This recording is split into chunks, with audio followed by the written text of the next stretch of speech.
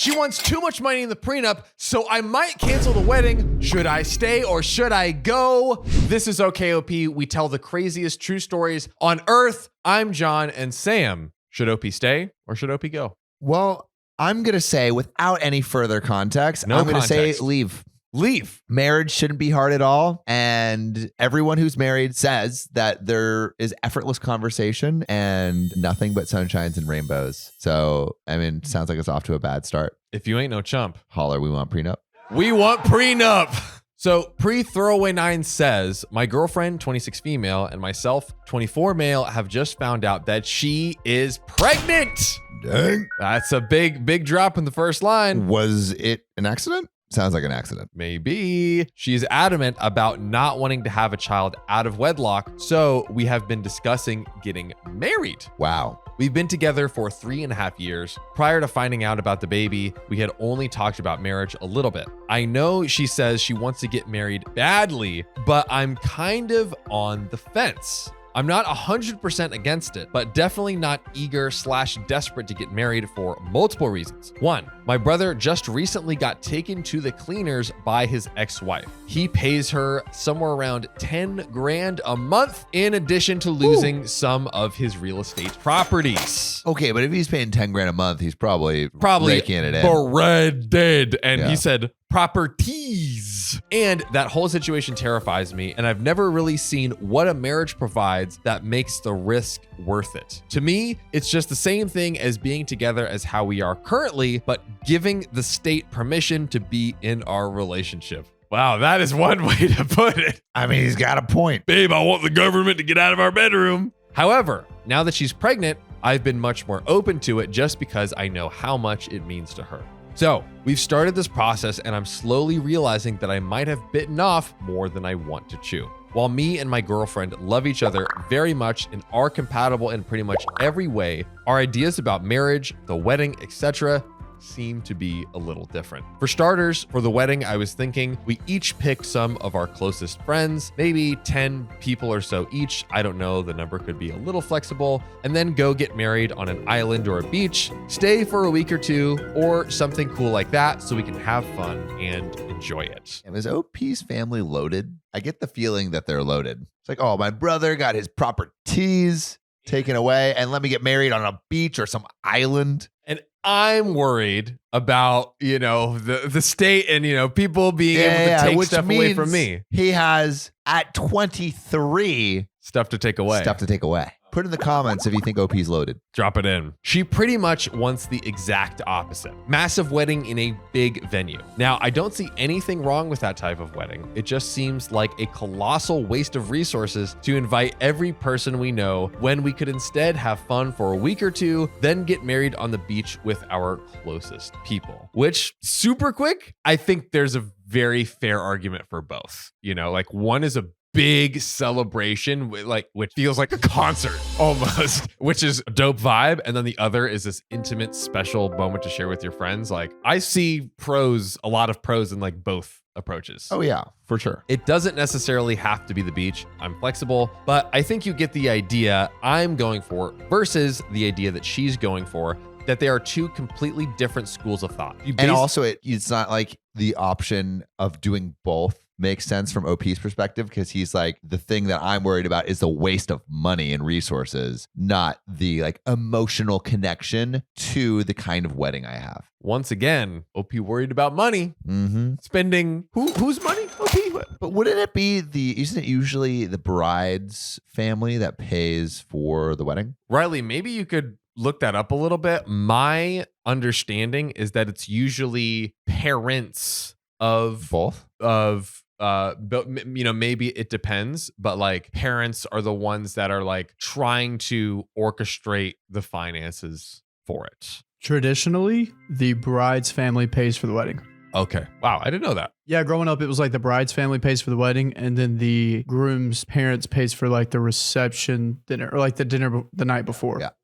Interesting. Wow, I never knew that. She basically wants to invite every single person she knows. Like, I've looked at her list and she's got friends that she hasn't seen in years, third cousins, literally everyone. Wow. To me, if I'm going to spend a boatload of money, we should do it ourselves, not for people we barely know. So the question is, do we think it's a fair expectation? Let's assume, we are assuming here because we don't know 100%. Assume OP is fronting the majority of the money for the wedding, that the wife should have her wedding. Well, I think if her wedding is more expensive and OP feels like he's not comfortable paying for that, and they're getting married because of the baby, not necessarily because they're like completely ready, I would say it's fine if OP's girlfriend wants to throw the big wedding, but she should financially pay more. Probably. Yeah. Or maybe a some sort of compromise. Maybe it's like, okay, me and my family might not have the money for it, but maybe, I mean, I guess it is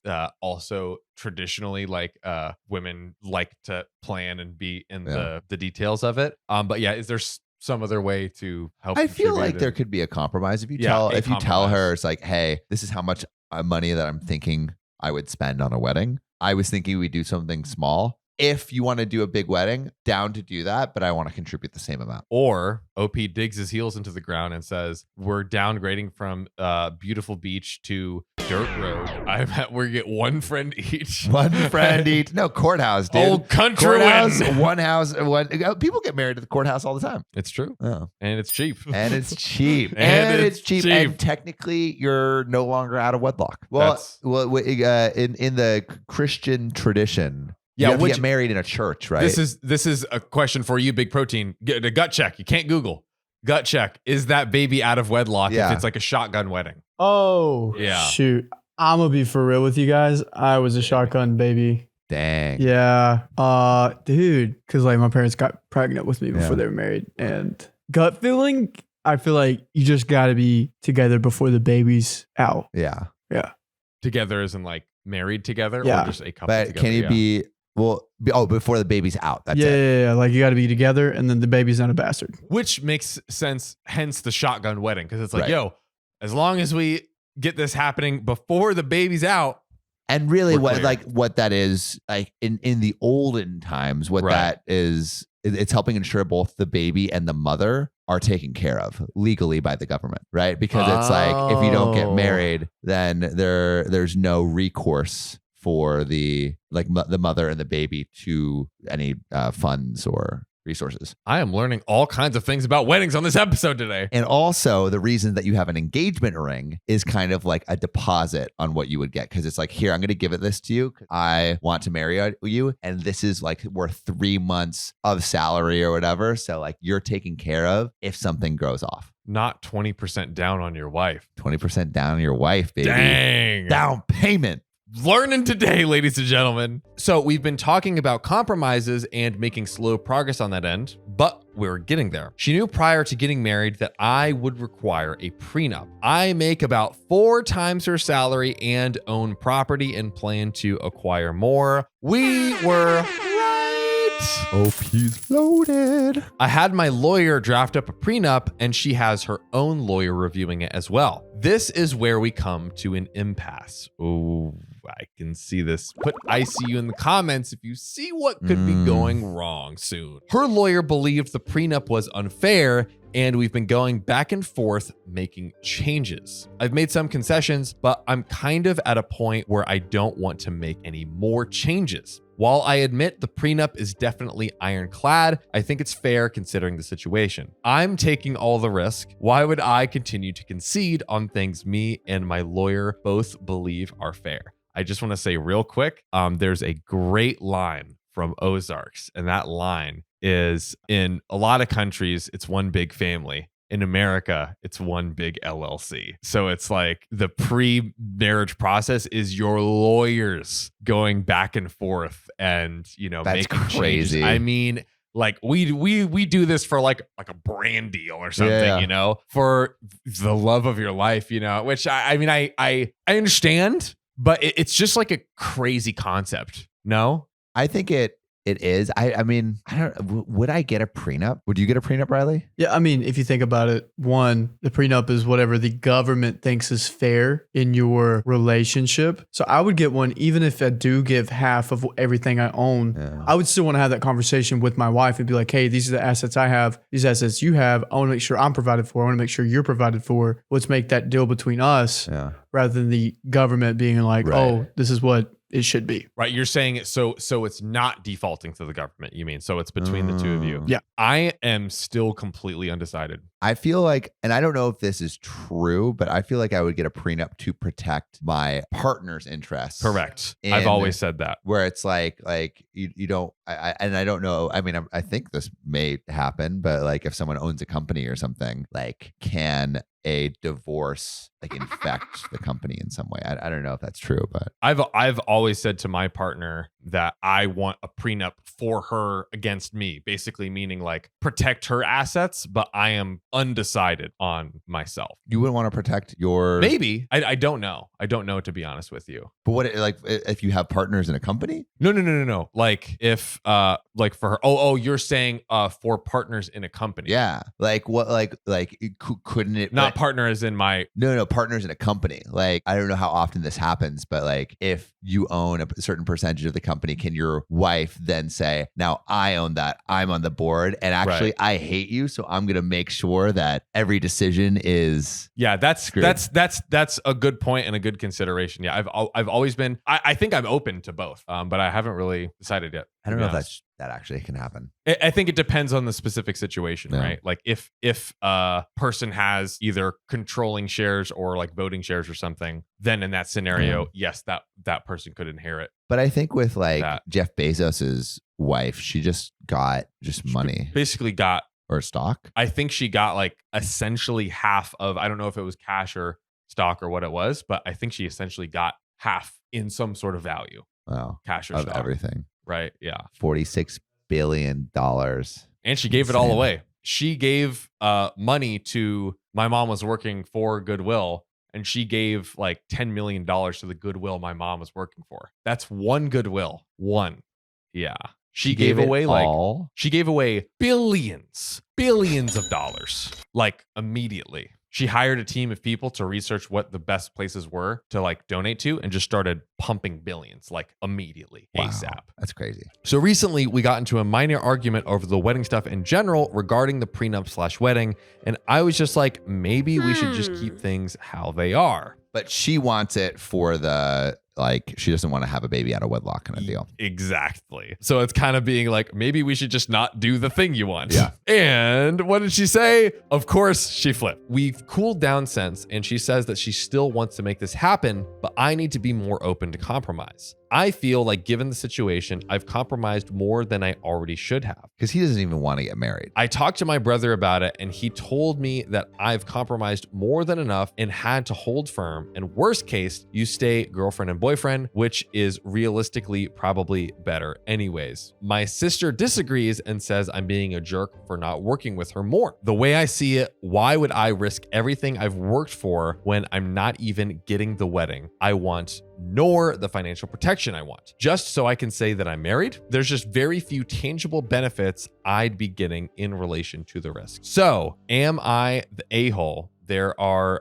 some edits, but let's pause right here and ask the question, is OP the a-hole in this moment? I mean, he is taking a very calculated approach to it. But to be fair, he also had this thing sprung up on him. Like, and it's something that he doesn't want. Is he the a-hole? I don't think so. Just because it's not like he didn't really want to get married. Yeah. And he is already making consolations by even agreeing to get married, but with this prenup in place. I don't think he's the a-hole. Yeah, I would say maybe, I don't know. Maybe I'm wrong, but I don't know. Yeah, I mean, I would say, let us know in the comments what you think. We're very curious to hear your thoughts. He is being calculating. Yeah, he's being calculating. I think there's like the a-hole spectrum, right? I would say he's just below the line of not the a-hole. You know what I mean? Because he's treating it like a very much feels like a business transaction. Yeah. It feels like a business transaction, which is not what you want. But I think he's not thinking about marriage as in a romantic way.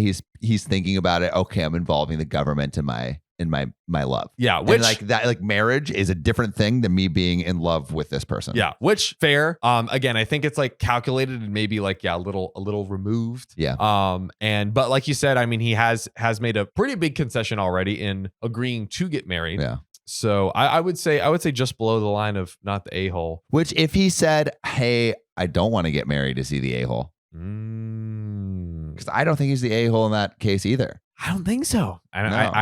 So how could he be the a-hole in conceding to get married? Yeah, I don't think that he would be the a-hole if he said that he didn't feel comfortable already getting married yet. As long as he takes care of the kid, I think that's... And her.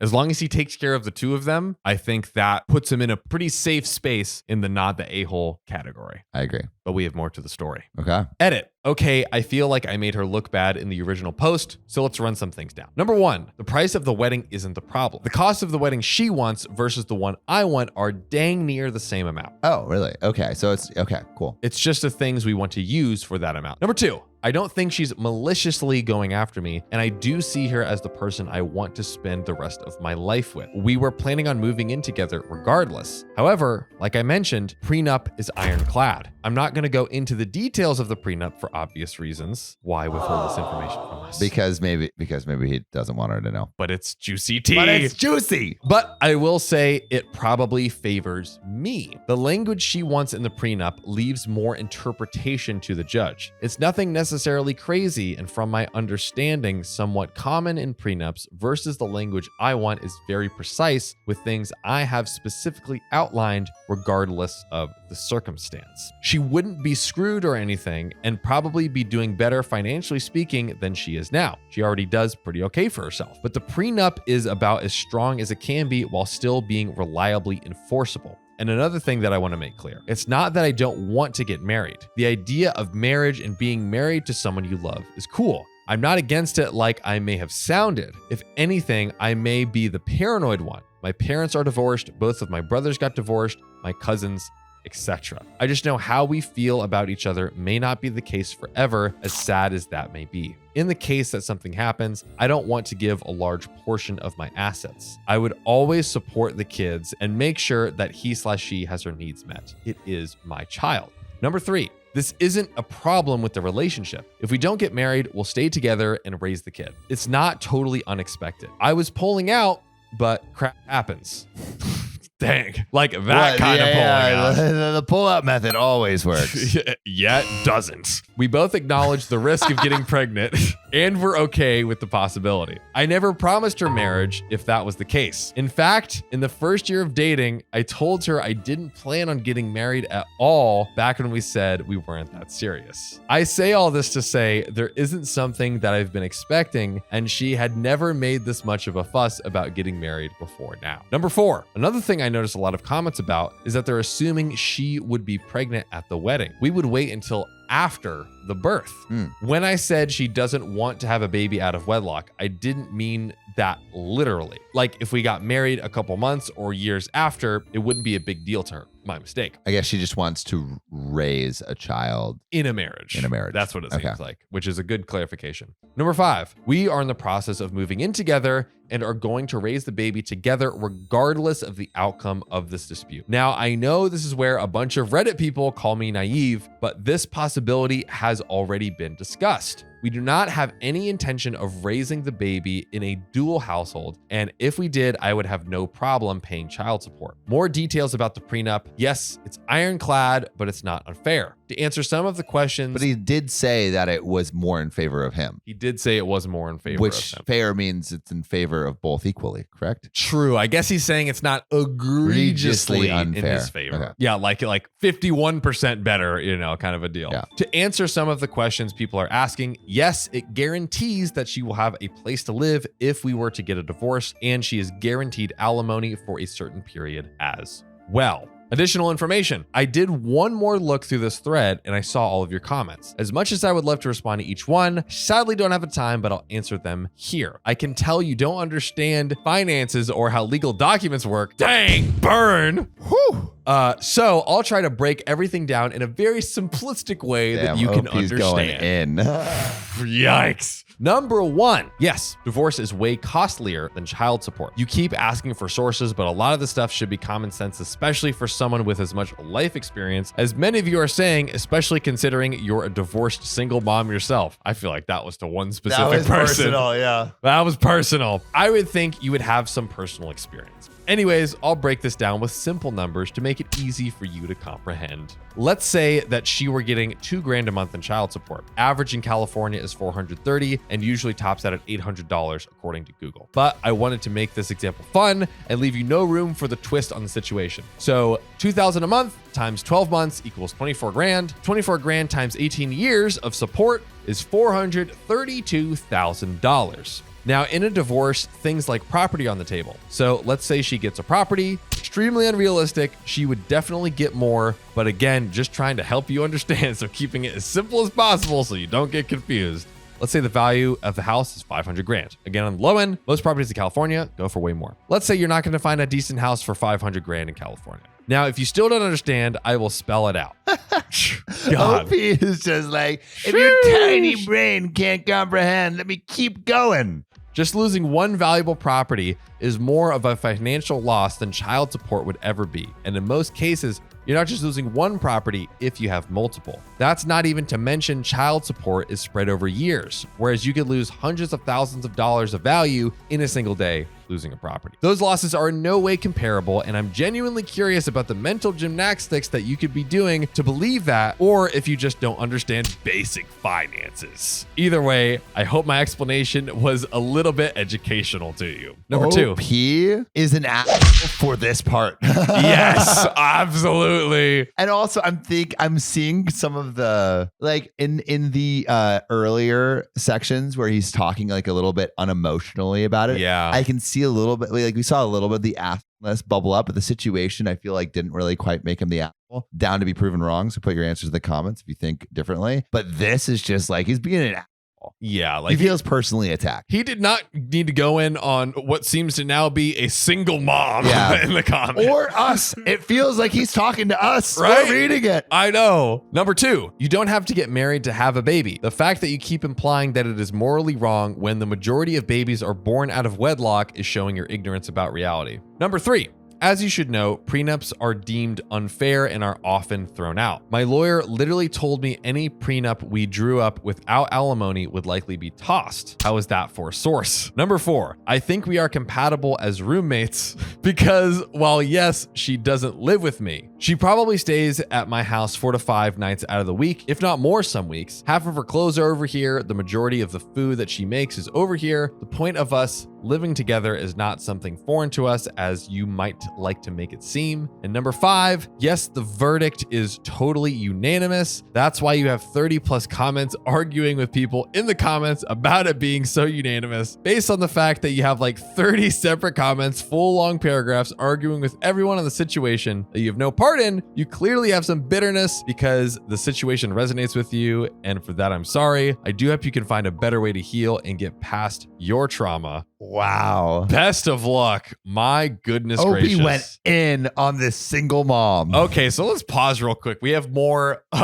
specific relevant comments that he was responding to, not just a diatribe on one unnamed, uncommented comment. But do we think Opie's the a-hole right now? For chewing out this single mom who he says is hurting. Yeah. I think, For the other stuff with the wife, I think he's emotionally removed from the concept of marriage, it seems like, which gives me a little bit like a-hole vibes, but I don't think he's the a-hole for the decision that he is making in terms of the prenup. I'm also kind of wondering, like, if this is how you treat like a single mom. I don't know. It's a little No, it is. It for sure is a red flag. Yeah. Like I'm now looking at how he's writing this comment and reflecting back, like maybe he isn't giving us the full story.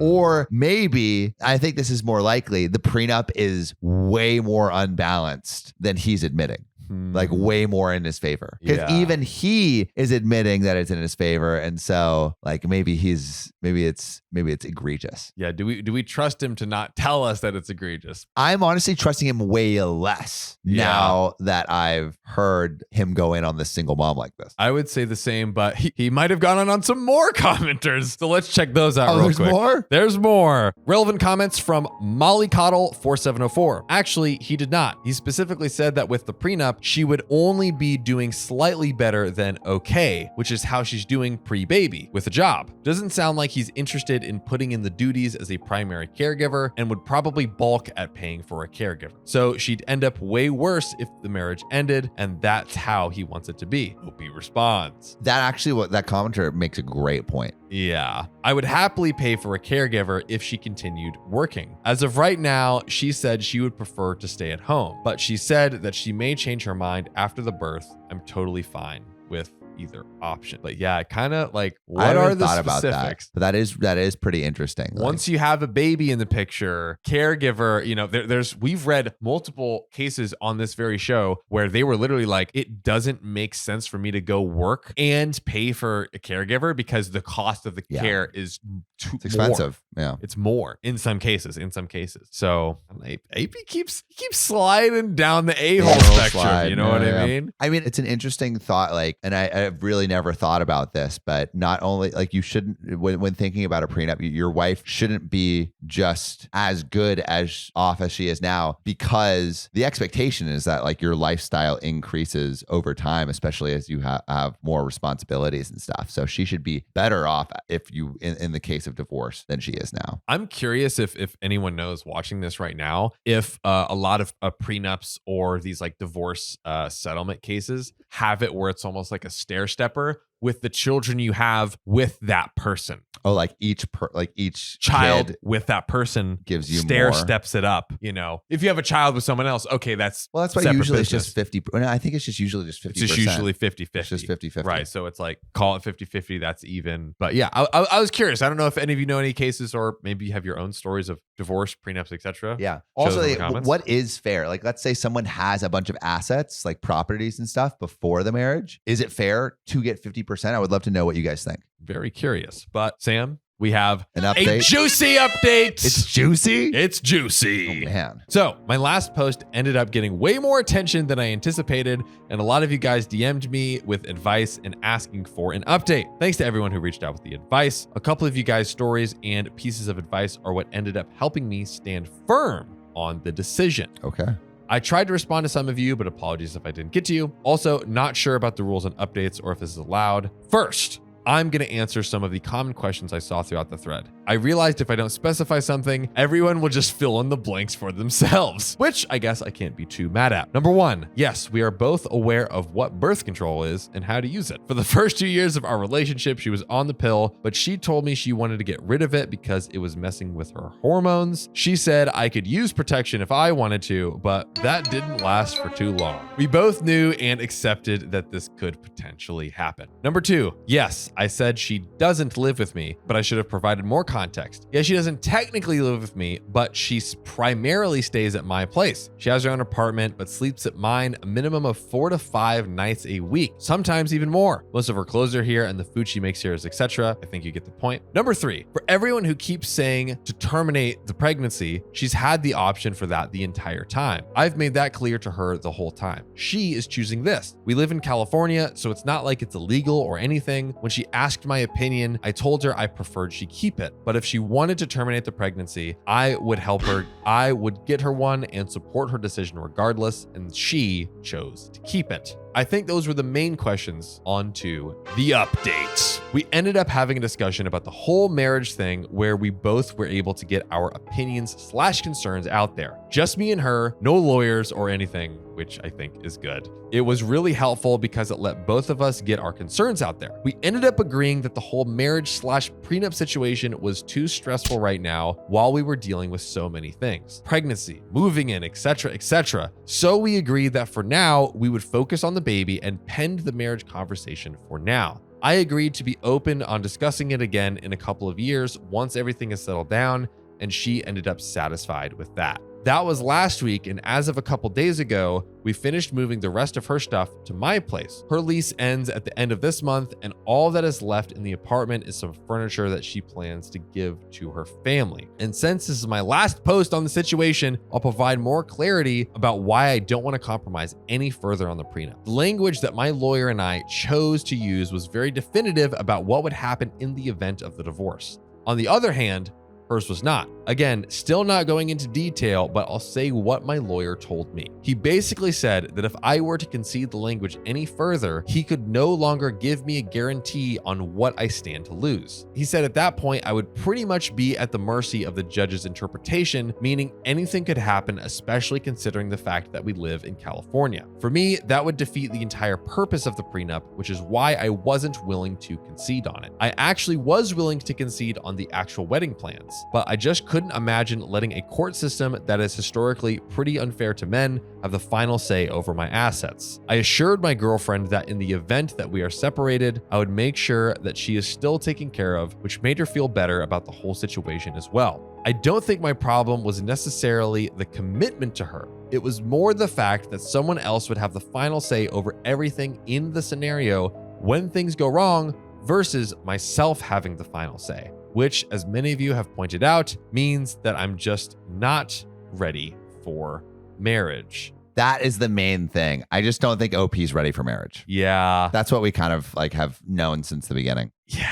Yeah. And you know, in OP's defense, you could say he was at least willing to try. Yeah. You know, he was like, okay, for her too. He agreed to do it. And it got a little messy with the lawyers in the back and forth. There's one final relevant comment. Drunken Donkey Tail, great username, says, sure, okay, so long as you understand what your stance will engender. Your girlfriend/baby mama will understand that she is largely on her own. Certainly, if she has any sense, she will understand that she must be very prudent with her finances. This means that she needs to work continuously to protect herself. I do hope that you've considered what lump sum to transfer to the girlfriend to reimburse her for that career hit this pregnancy will cause, due to the diminished energy, having to take on less challenging assignments, distrust by her superiors, etc. If the baby is born with special needs, she knows that she cannot be the one to sacrifice her work to take them to medical care. Despite it being the most healthy option, this baby cannot be breastfed since the time and energy would eat away at the girlfriend's work energies unless you plan to reimburse her. You need to prepare to be the parent who stays home whenever the child's ill. You need to prepare to attend the various appointments, meetings, school events, playdates, shop for birthday presents, and throw parties. Your girlfriend cannot afford to jeopardize her financial security since her resources are less than yours. Men feel like they've been screwed by women out to take their money. I just don't think that they've calculated small financial hits all of these quote unquote opportunistic women took during the course of rearing their children. Certainly, if no children or joint efforts to build a business are involved, then you support you, I support myself is perfectly equitable. OP responds. Oh, she's not on her own. I pay for pretty much anything she needs. What a ridiculous out of touch thing to say, LOL. She's also choosing not to work. If she wanted to continue with her career, I told her that we could get her a nanny/daycare or whatever. She is adamant about being stay-at-home mom, which is cool and I totally support that. But you phrase this entire thing like I'm making her do this or making her have the kid. I don't discount the things that she will have to give up/sacrifice. I'll always make sure she's taken care of, but I don't think I should be at the mercy of the government/her in the event something goes wrong. And of course, I'll do my part in raising the kid. I feel like I've made that clear. OP really states his case. Yeah. I mean, I do think the comment before OP responded was like insightful. Yeah. I think it enumerated different things because, you know, which is kind of why I asked the question earlier to everyone. Like, and you said most of the time you get 50-50, which probably the case. But in the case that doesn't happen, does it kind of stair step, you know, with the additional responsibilities? Like, what a great point. What if the child has special needs? I don't know. you know? I mean, I think you have to have a prenup. Yeah. Right. If you have a prenup, then you can kind of account for that. But if you don't, then it's going to be 50-50. And I guess the danger that the commenter is presenting, if anyone, if you have a prenup and then the child ends up special needs, and then the wife is like, oh, hey, this wasn't in the contract. And then the husband, it's ironclad. Yeah. The husband's like, no, I'm not going to pay it. So it's like, hey, it would have been fine if there wasn't this additional cost there, but now there is. So you're SOL. Yeah. I mean, tricky situation. It's tricky. What he is doing is he's just protecting himself. He's protecting himself. What if if he says that he's protecting, like if he's going to make like sure the kid's taken care of, does that make his neglect of the mother more okay? Yeah, and to play kind of devil's advocate against OP, at that point, with the specificity, it seems, of that contract, the girlfriend has to take him at his word, whereas he has his locked down in a contract. What do you know mean? what I mean? So he's basically spelled out what that she will get. Yeah. And he says, oh, I will take care of her, whatever needs arise, is basically what he's saying. But that's not what the contract exactly says. So that has to be in the contract. Like, yeah, I think making sure that you need to ensure that the kid's all right in the contract. Yeah. And so maybe I think that comment is pretty helpful. Like, put that all, if you want your side to be ironclad, make sure she's taken care of and the kid is taken care of, and that's ironclad. Yeah. And we don't, as Opie said 100 times, we don't know the literal details of the contract. So maybe some of that is in there, but I see why these things can get sticky. That they do. A lot to consider. That they do. But I think I want to ask from some of the people in the comments, like, what do you think is fair? And have you been through something like this? We'd love to hear what you think. But you know what I think? What do you think? I think we should get into this next story. Let's do it. My fiance is drowning in child support payments. I'm rethinking our wedding. I think you should think about a boat.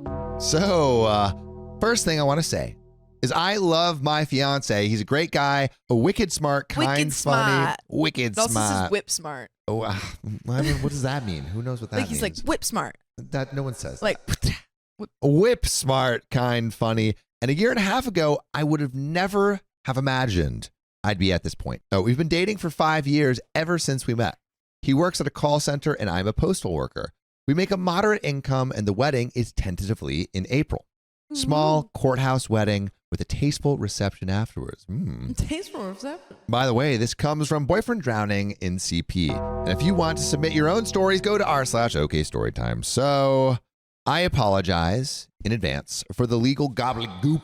He hasn't really kept me in the loop, and I'm a mail carrier, not a lawyer. I don't have a head for this. So 1 year into our relationship, he got a notice for paternity from the state he used to live in for a 3-year-old boy. Whoa. You just get a letter in the mail when you have a boy. 3 years later?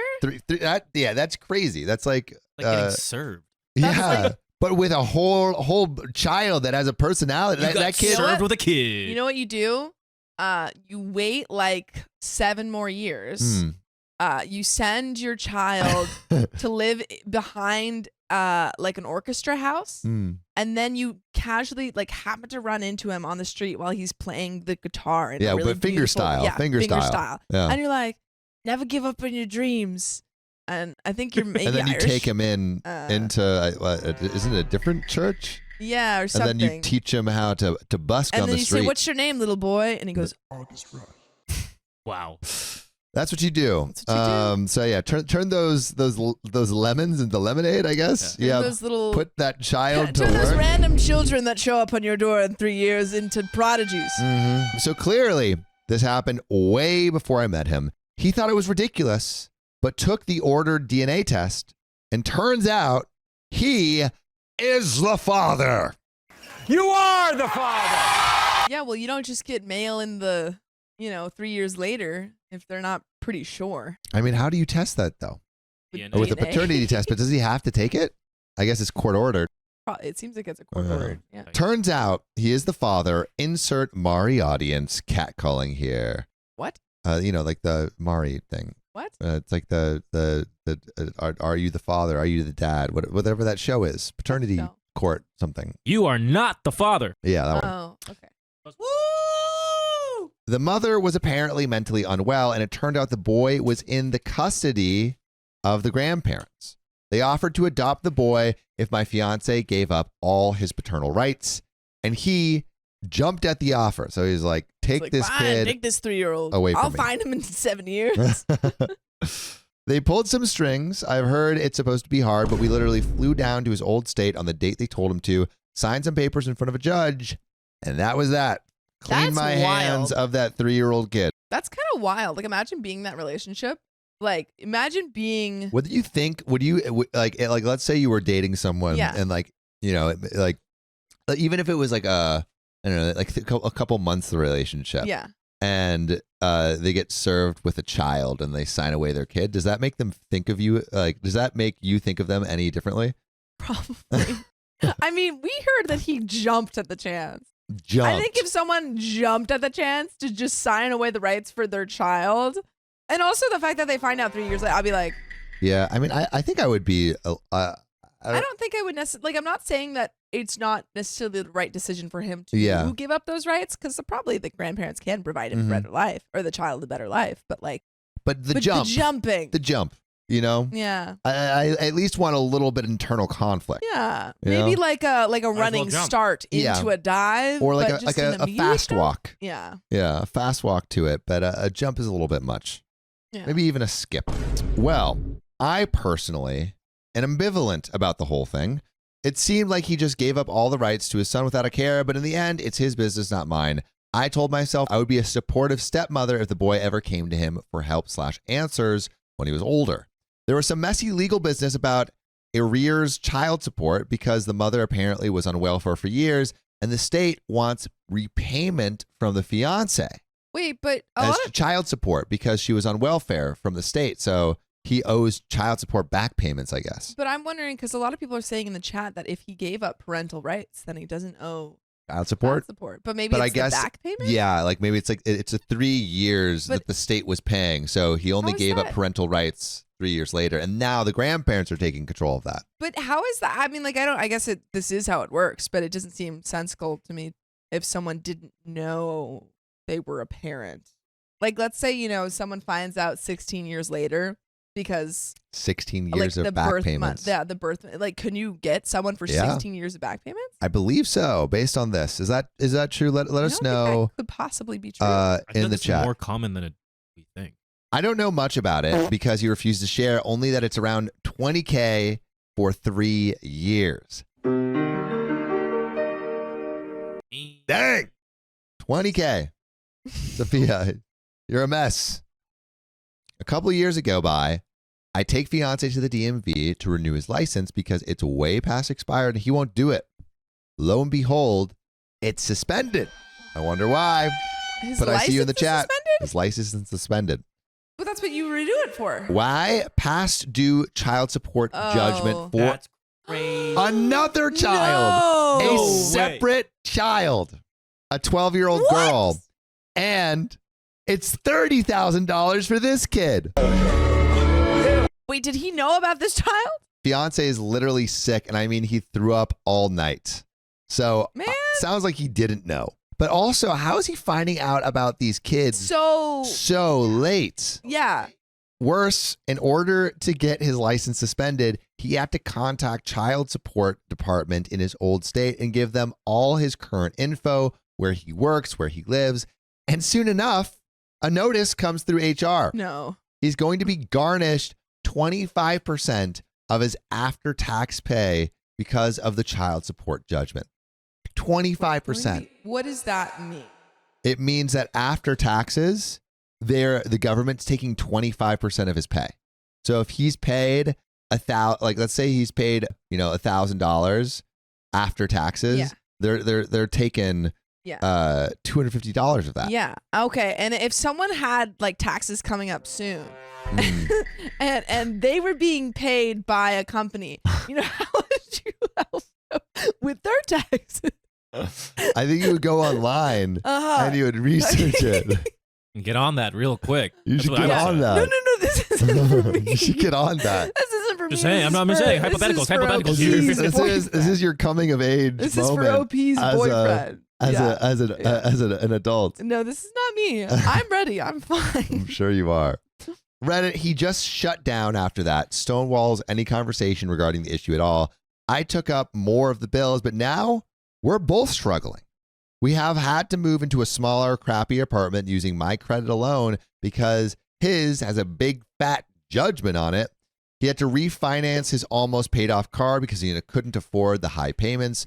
And there's some kind of hearing coming up. I don't know what it's about because he flatly refuses to tell me. I think maybe it's to adjust the payments based on his current income, which has grown due to a promotion. Okay, at least we got somebody coming up.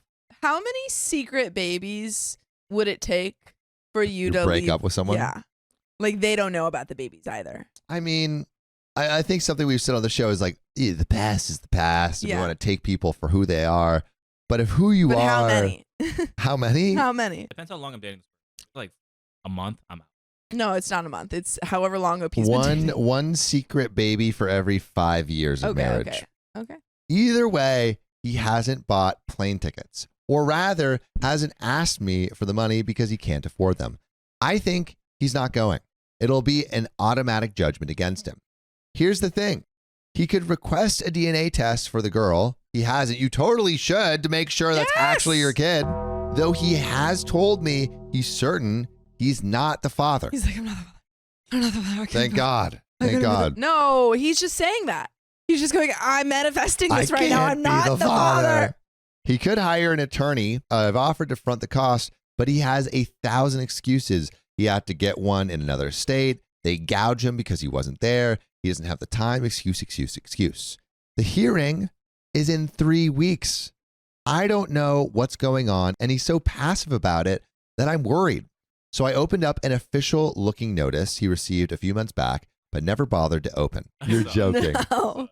No. There's a third child. What is this man doing? Yeah, this guy's got. What is strong this man seed. doing? Oh my goodness. No, This but the guy's thing potent. He the must thing just be, is- I mean, his reflexes are definitely not strong at the very least. No. But like, I don't even think that's the crazy thing for me because people have accidental children all the time. How does this man 3? have 3 secret children? How is he finding 3 people that aren't telling him that they had a child with him until 3 to 12 years later? To get pregnant, you have to Yeah. you have to be doing it raw for like a year. Well, not necessarily. I mean, like, for like on average. On no, average. no. Look Because at the average time it takes for a couple to get pregnant. Average time. The average time to conceive for healthy couples is around 6 months. Okay. But it's Okay. normal for some couples to take longer, up to a year. Okay, so that's 6 like months to a year. Do I know women? so let's say like 6 months over one person, and then we have X over 100s. That's 600. I don't know. There is a third child. This one is a brother of the girl. Maybe the hearing is actually about him. Oh, God dang it. I just don't know. He has actually left the house for a long walk. When I questioned him a few weeks back, man needs more than a long walk. I am not a nagging person. Wait. Asking him to deal with his BS is uncomfortable for me too. Hold on though. Because unless this boy is a twin, then he saw that woman twice. The one he had a 12-year-old girl with. She hid right. She would have had to hide the This child. is suspicious. Either he's hiding or she was hiding. If I have to confront him with an ultimatum, we've reached the point of no return. But I'm almost there. I think you should be there. Yeah, man. I You're love my almost there? fiance. He's $50K Oof. for the first boy and girl in debt that will haunt him for the foreseeable future. He won't do anything about it, just sticks his head in the sand and hopes it goes away. Maybe he's depressed. He He's acts definitely normal depressed. as if none of this is happening. He's gaslighting himself. There might be more on the way with the third child. If I stay with him, I'll never be able to buy a house. I will have to make all major purchases on my credit alone, and we can never combine income. He has abandoned 3 children. I don't know the full stories of the relationship between him and the mothers, other than it was painful and full of lies. One is his biological child for sure. The other 2 are a question, but they may as well be in the eyes of the state. He doesn't care about them other than the bi-weekly garnishment on his paycheck. As far as I understand, he's never asked about them once. I had a pregnancy scare last month. Well, actually, I found out I had been pregnant via miscarriage. Oh, no condolences needed. Never mind. I didn't tell him. It's done. But the first thought in my head after I realized what came out was my child would have been the fourth in line for any support if things went south. Who says he wouldn't abandon me too? We do plan on having children eventually. My heart loves this guy. My head says I'll be throwing away my financial future if I stick with him. What does Reddit say? And there's an update the next day. But what do you think, Sophia? Should OP listen to the heart that says I love him or the head that says I will be financially ruined if I stay with this guy? And also, I feel like OP is, I mean, in part rightfully so, thinking about the financials. But like, I think she's thinking about them too much, you know? She's like, oh, I'm leaving him because of finances. That feels so cruel. It's like, no, you're leaving him because he has 3 secret children. Yeah, and I feel like he's not even thinking about. Yeah, the financials are worrisome. They are but I worrisome, think of what's course. more worrisome is like the potential lies that are embedded in this whole scenario. The potential lies, the fact that he's now trying to abandon kind of 3 children that he has some responsibility for. Maybe the 2 children are questioned, but he's paying. He's accepting he's accepting that he's paying for them. Yeah, even though the 2 children are a question mark, he's not putting in any effort to figure out, you know, if they are his. Yeah. And he's that's just, also I mean, he's basically acting as if they are his. Yeah. But saying that they aren't. Yeah, this man is ostriching. Yeah. But we got an update. Secret children. Secret children. So unfortunately, someone linked my previous post from another subreddit, so the post was locked and deleted. The basic gist was my fiance had stuck his head in the sand and was ignoring child support notices and hearings to the tune of $50,000 for children conceived way before our relationship started. After the second surprise child, he had completely shut me out on the subject. I opened up some of his forgotten mail and saw there was a notice for a third child. And to recap, baby 1, 3-year-old boy, Yes. he was able to give up his paternal rights in favor of the mother's grandparents because the mother had mental health issues. $20,000 child support in what is that? Arrears? What is that? How does he pronounce that? Baby 2, 12-year-old girl, $30K ongoing child support. I don't know the story behind this one, and he isn't talking. Baby 3, brother of the 12-year-old girl. The birth date was on the paperwork, but he took that letter with him.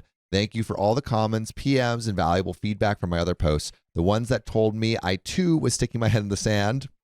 Honestly, good point. Yeah. Really put it in place with me, and did the ones who gave me professional, as did the ones who gave me professional insight that it was simply not possible for him to have been completely blindsided with all 3 children. Well, yeah, I mean, no, with the it brother isn't. thing. The brother thing. It like either the brother's older or younger.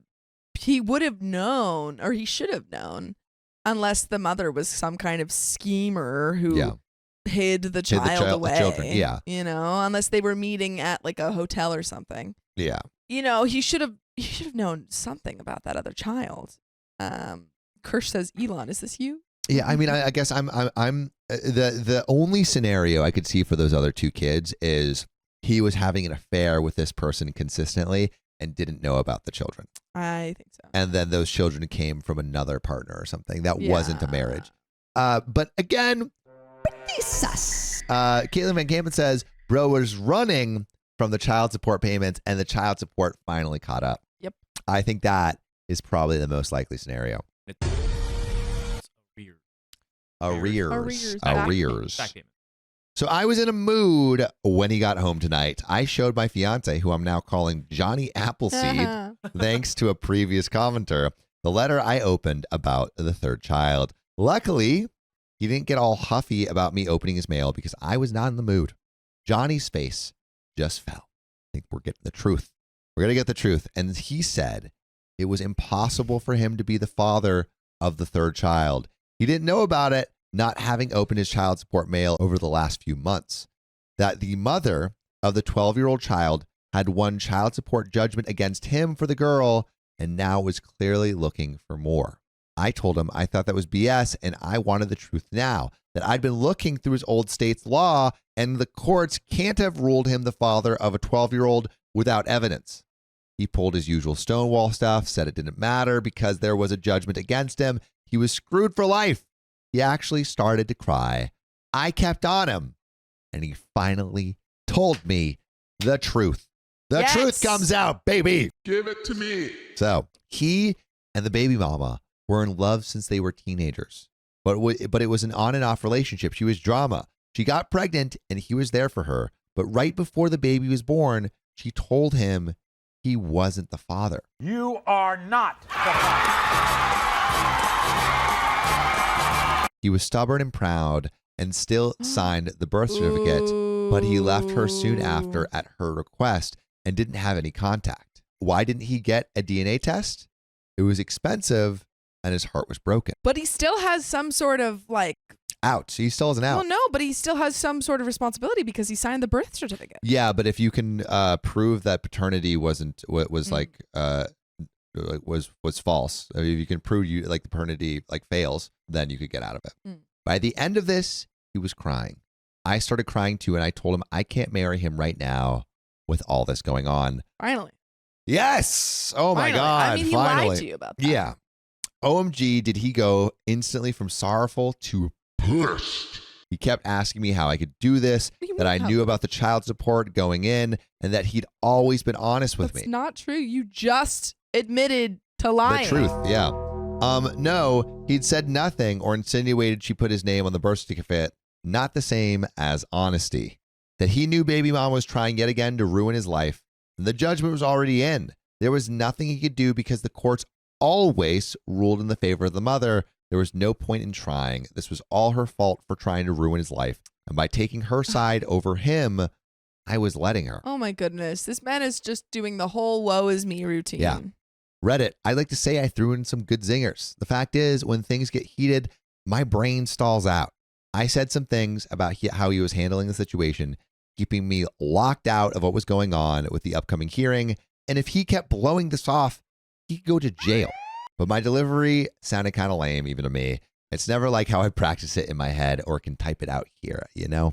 Then he started asking me if this was about a male coworker I had once given a ride home like 3 months ago if I had an affair with him. He's deflecting. He is deflecting. He's trying to get the conversation away from all of because his he can't junk. take responsibility. He can't take responsibility. I mean, he can't take responsibility of 3 kids. Yeah. Oh, what the F? No, I took off his ring, his grandmother's, and told him to take it. Ooh. That he needed to move out tonight, stay with someone else, and give me some space. The wedding was off, and I needed a few days to consider the rest of the relationship. Good idea. Definitely a step back. He kept asking me why. Like he couldn't believe I was breaking off the wedding because of a little old thing like $50K in debt, 3 surprise children, and a complete shutdown of the subject and the lying. Then he called me shallow, that money means more to me than love. That's so funny. That's so funny. This man will do anything but look in a mirror. Mm-hmm. Mm-hmm. I mean, he You to the can't. Turner right now. What's love got to do with this? Mm-hmm. Well, it went on, but I'm already sick of reliving this. He does swear there is no possibility of any more surprise children, period. He packed a duffel full of clothes and left, having convinced himself that I was either cheating on him or shallow and money hungry. So I spent the evening rereading comments. I've done the right thing, right? And browsing for rent signs, also the right thing. The lease is in my name only because of the judgments on his credit reports. Ugh, this is what I've become, lying to landlords because of my irresponsible fiance. He probably has some sort of resident rights anyway. Meh, at least he's out of the apartment for now. I texted him a long message about an hour ago. Johnny, before we join our lives together, I need to know you can handle your responsibilities like an adult. Go to the hearing. I will help you with a lawyer, with a plane ticket, whatever. If you treat me like a partner, maybe we can rebuild our relationship. I love you. Girl. Is she doing this like... Girl. I mean, I don't know, dude. I don't know. Don't I know give she him loves out. him, but He's terrible. I understand wanting to give someone a second chance. But you've given this man 3 chances. You've given him so many chances already, and he's shown that he's like lying. And I think this giving him another chance is just because maybe you want to stay comfortable in the relationship. I mean, Yeah, and also with the last comment too. Yeah, Dutch Cassandra says, especially after that last moment, like you open your he eyes. accused you of cheating on him because you told him Yeah. that it wasn't okay that he isn't taking care of any of his problems. He hasn't answered. I hope he listens to reason once he cools down. He has so many good qualities. I doubt that they outweigh the bad. I had to share the very worst in my post to you all. You'd be an excellent father if you wanted visitation, and I'm willing to put into the work to sort this out and move forward with these kids if he is. Yeah, I'm sorry. I would be an excellent president if I wanted to be president. What? If my grandmother had wheels, she would have been a bike. There's a lot of work to be done here. And I think a lot of work that you can't do. He needs to do a lot of work on his own. I'm not saying you can never be together, but what I am saying is please, please, please, please be separate for a while. I mean, be separate at least until he figures his stuff out. Yeah. He's convinced himself he is screwed for life. And I think it's paralyzed him. It's a terrifying place to be. I know. Basically, everyone wanted me to punt him to the curb, but I'm hoping this break is enough of a come to Jesus moment for him to prove he's not an irresponsible person. Basically, if he wants to fight for this relationship, he has got to go to the hearing, handle his business, get on a payment plan, and keep on it. Then seek relationship counseling. Lots and lots of relationship counseling. Then we'll see. I still may break up permanently. Okay, that's good. But at least he'll have sorted out a thing or two. Maybe I'm just holding on to hope. What do you think, Sophia? I think for sure. Yeah, you're holding on to hope more than... Yep. More than what? More than what? More. Yep. Spider-Man. Yep. Holds on to a web. The webs. Yep. That was great. So that's it. I really wish I had thought of something awesome to say during the argument. Like maybe I'm holding on to hope harder than Spider-Man holds on to webs. Exactly. But life isn't a movie. No, it's not a highway. There we go. She's on it. Boom. Ball is in his court. Ball is life. Let's see if he mans up or not. Anyone been through anything like this before? I hope not. I think you may be the first. I did blindside him a little because I too had been way too passive in letting this slide. How do I help him help himself? And we got an update. It might feel like, oh, I'm abandoning him when he needs it. Yeah. But like in actuality, you were letting him solve his own problems and harness his own independence. Yeah, and be an adult. The thing is that I'm sure that nobody really is prepared to take care of 3 secret children. No. But when it happens, your responsibility to take care of it. He hasn't answered the text with the offer to help. I've called the landlord and requested a new lock for the door. He's not on the lease, and it's probably not legal. But as someone pointed out, and I agree, he's adverse to going to courts. Responses have been passionate. I don't think I was clear. We're essentially done. I turned his grandmother's ring, told him to give me space. If he accepts help and steps up to his obligations to his children with no backsliding, only then will I consider taking him back. Not for immediate marriage. JFC, I'm not insane. No. What does that mean? What's JFC? Jesus effing Christ. Not to get pregnant, as some lovely commenter suggested, but considering it's morning and he still hasn't answered the text, it probably doesn't matter. Yeah, I think he's given the thing is, everything like, that he needs to say. it sounds like you were willing to give him a chance, but he's already given up on your relationship. So yeah, like again, and he's shown through his actions. But we got some relevant comments. Hopefully, these relevant comments are saying, "Girl, wake get up! Out of there. Wake up! But we got some relevant comments. So a pretty dirt unalive says he would be an excellent father if you wanted visitation. What? He would be a doctor if he graduated medical school. Yes. He would be a millionaire if he had won the Powerball. If he had wings, he'd be a bird. What he is a total failure as a father at ×3. He participated in the creation of 3 little ones, abandoned them emotionally and financially, and now complains that they are a burden. 3 children growing up fatherless, which will color their lives forever because of him. This is the depth of compassion and empathy that he is capable of. This is how he treats the truly powerless and dependent, even though he has every legal and moral obligation to support them because there's nothing in it for him. His maybe they're not mine excuse is a total load of BS because if he had an iota of humanity in him, he'd care enough to find out. And OP responds to this, Sophia. No. But yeah, what do you think about that comment? The thing is, I completely agree. If he believed that these children were truly not his, then he would take no a DNA problem. test. Yeah, he would take no a DNA problem. test. He would say, yeah. He believes in his heart that they are his. Yeah. He knows in his heart that they are his. I feel like we have like delusion on two levels here. Absolutely. We have the delusion of this guy who is, I guess, deluding himself thinking that he is not responsible for these kids. And if he doesn't confront everything, it'll go away. And then we have delusional OP that thinks that if she gives this husband another chance, he'll turn into this model father and model partner. And I just don't think we have any evidence of that. Nope.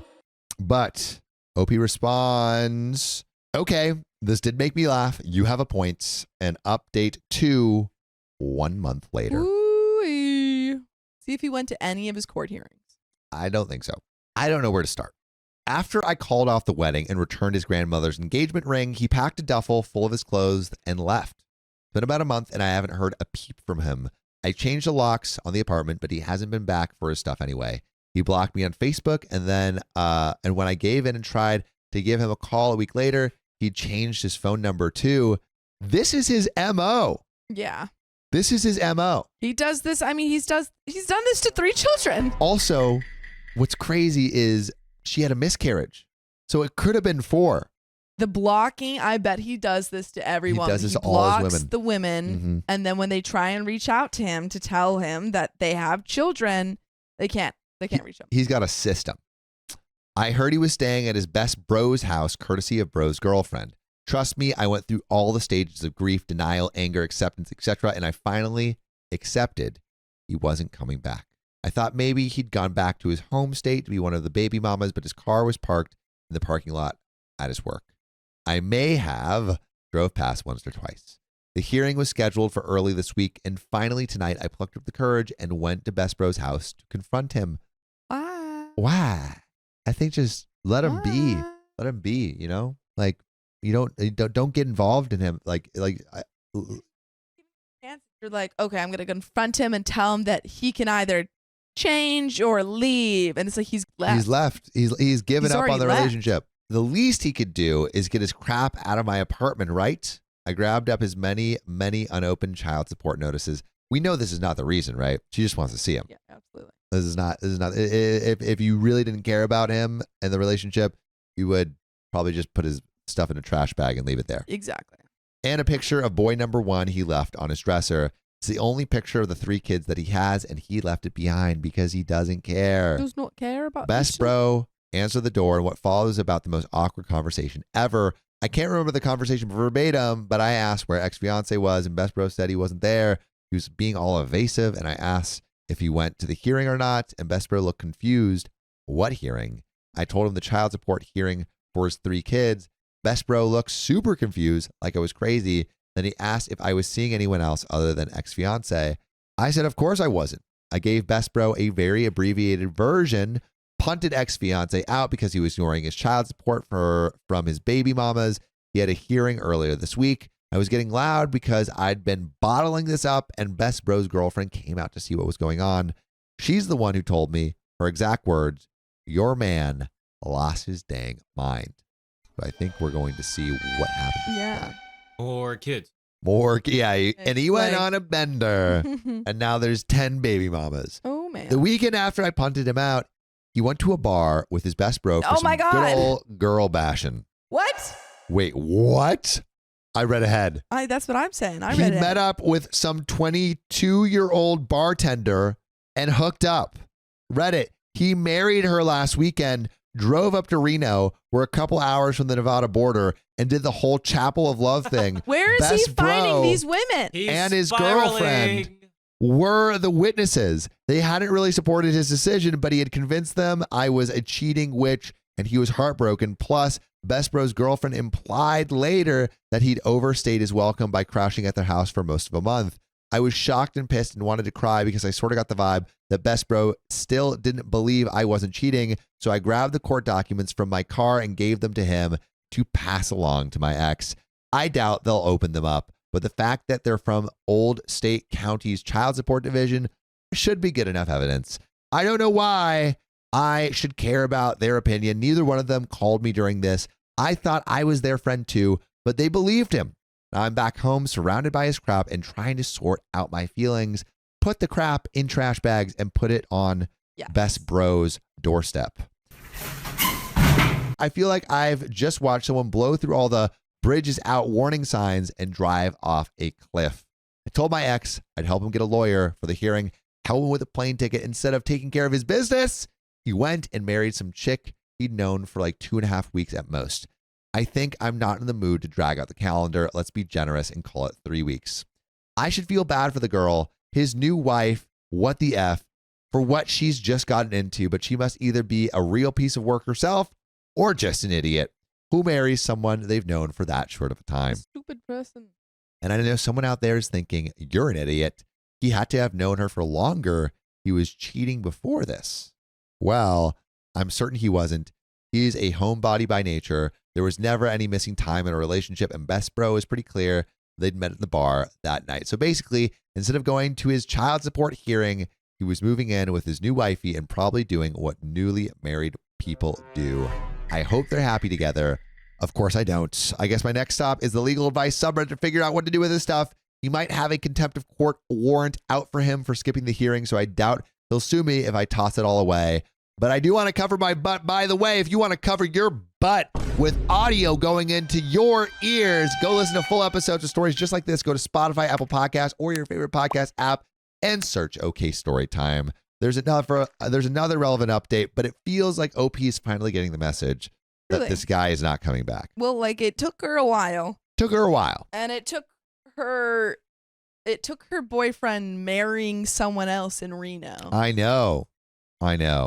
Which is kind of shocking. Way but too it does long. seem, again, like his MO. He engages or he marries or whatever. He has a system. Man works quick. He makes these women think that they are the love of his Yep. life. And he's like, then I the want a baby. second that they say, hey, dude, What about these 3 baby mamas? he goes, I'm ya. out, and he blocks him.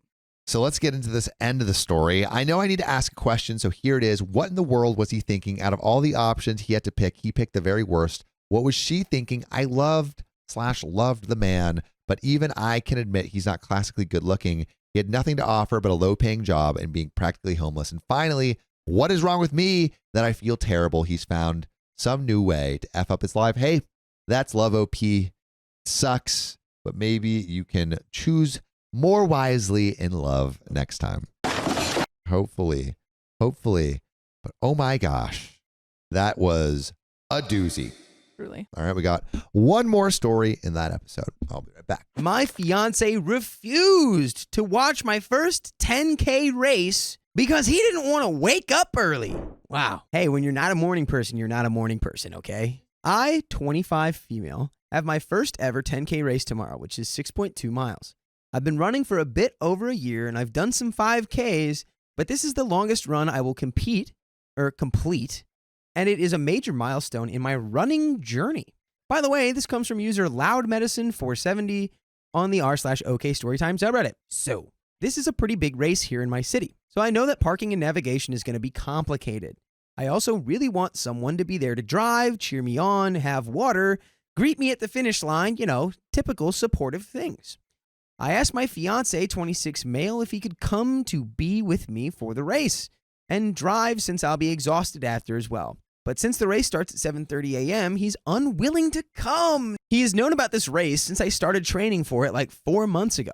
He even bought me a Garmin to help me with my training, a Garmin watch. Another important piece of info is that we were invited to go see a choir concert of one of his old college friends who's going to college about 3 hours away from us this weekend. So the plan is to leave Saturday night, stay at his place, see the concert Sunday afternoon, and drive back home that evening. We learned this about 2 weeks ago. The issue comes in when I asked if he could come with to support me and cheer me on. Because it's a common thing people do for their significant other, and it would mean a lot to me if he came along. He isn't a morning person, and I know this about him, but it is hurting me more than I thought. It's hurting me more than I thought it would that he's refusing to come to my race, but is willing to drive 3 hours away to support someone's someone he's only known for like a year. More context. I work full-time and my fiance is finishing up his bachelor's in music. He started school later than me. So he's a full-time university student. So I do understand that he's busy and I don't want to overwhelm him. But since he's a music major, he often has concerts and performances, which I have gone to like 90% of them, not because I feel obligated, but because I want to see him doing his thing. I told him that I was really torn up about this, and I'm confused because he isn't willing to wake up to watch something that I've been training for months for, but he has the energy for a weekend trip. Am I overreacting? No. No, I don't think so. I mean, it's not like you might be overreacting if you were like, you have to come to this or else we're done. It's like, that would make, but that might be overreacting. You're totally but fair for being annoyed, and he's not even taking it. He's not even. He does. It seems pretty dismissive just over a 7:30 start time. Yeah. Like the easiest. That's not even an obstacle. Yeah, like what happens if like you guys theoretically like have a kid and like he's like, well, I can't. You got to take go care to of the kid hospital before at 8. 5. Your water breaks in the morning, and he's like, "Can you like maybe just go by yourself? I'll meet you there later." You just hold it. I guess. You know what time it is for me? So early. I have music to make. I keep going back and forth in my head because I feel like he should want to be there for me. But he does have his own life, and I can't force him or be overbearing about it because he did tell me that I'm kind of making him feel bad for not wanting to come. Good. Well, yeah, you should let your feelings inform you as to what decision you want to make. No, it's so also sometimes you're in situations where you're just expressing just like, hey, like I would love for you to show up, and then the other person's like, oh, well, if you're making me feel bad. It's like, no, you're just guilty because you're not doing what you should be doing. Yeah, what's actually happening is you feel bad. You feel bad. It's not my fault that you feel bad for you not doing something. Oh my God, OP's fiance is literally just learning what feelings are. Like, this hurts. Also, though, throughout our entire 4-year relationship, I have never not come to something because I didn't feel like it. Any advice would be helpful here. Also, the relationship is great other than this. So I want to figure this out before ending anything. I just feel like he doesn't understand that I'm hurt by all of this.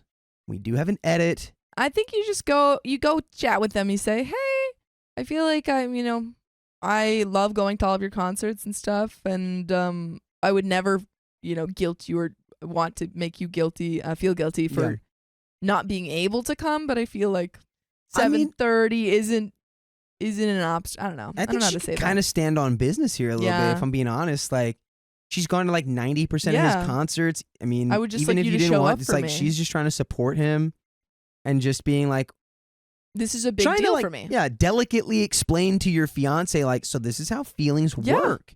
You're feeling bad, and that should maybe inform you as to what decision needs to be made now. I'm not really making you feel that.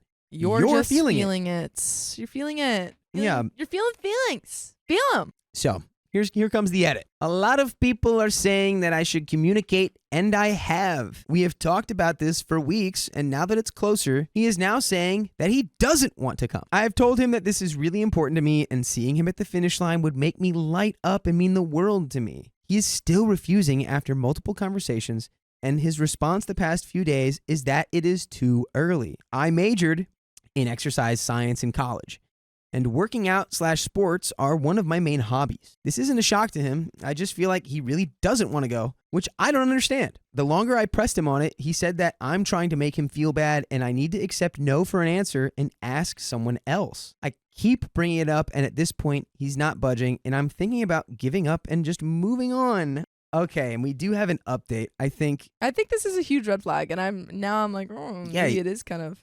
Your fiance's acting like, not even acting. Your fiance's telling you he does not care about after you've what you're expressed your passionate feelings. about. Yeah, like you might want to consider having a serious conversation. with him say about like this is a huge red flag. This is a huge thing for me, and you don't even care. Yeah, and if he continues to just be like, you're just trying to make me feel bad.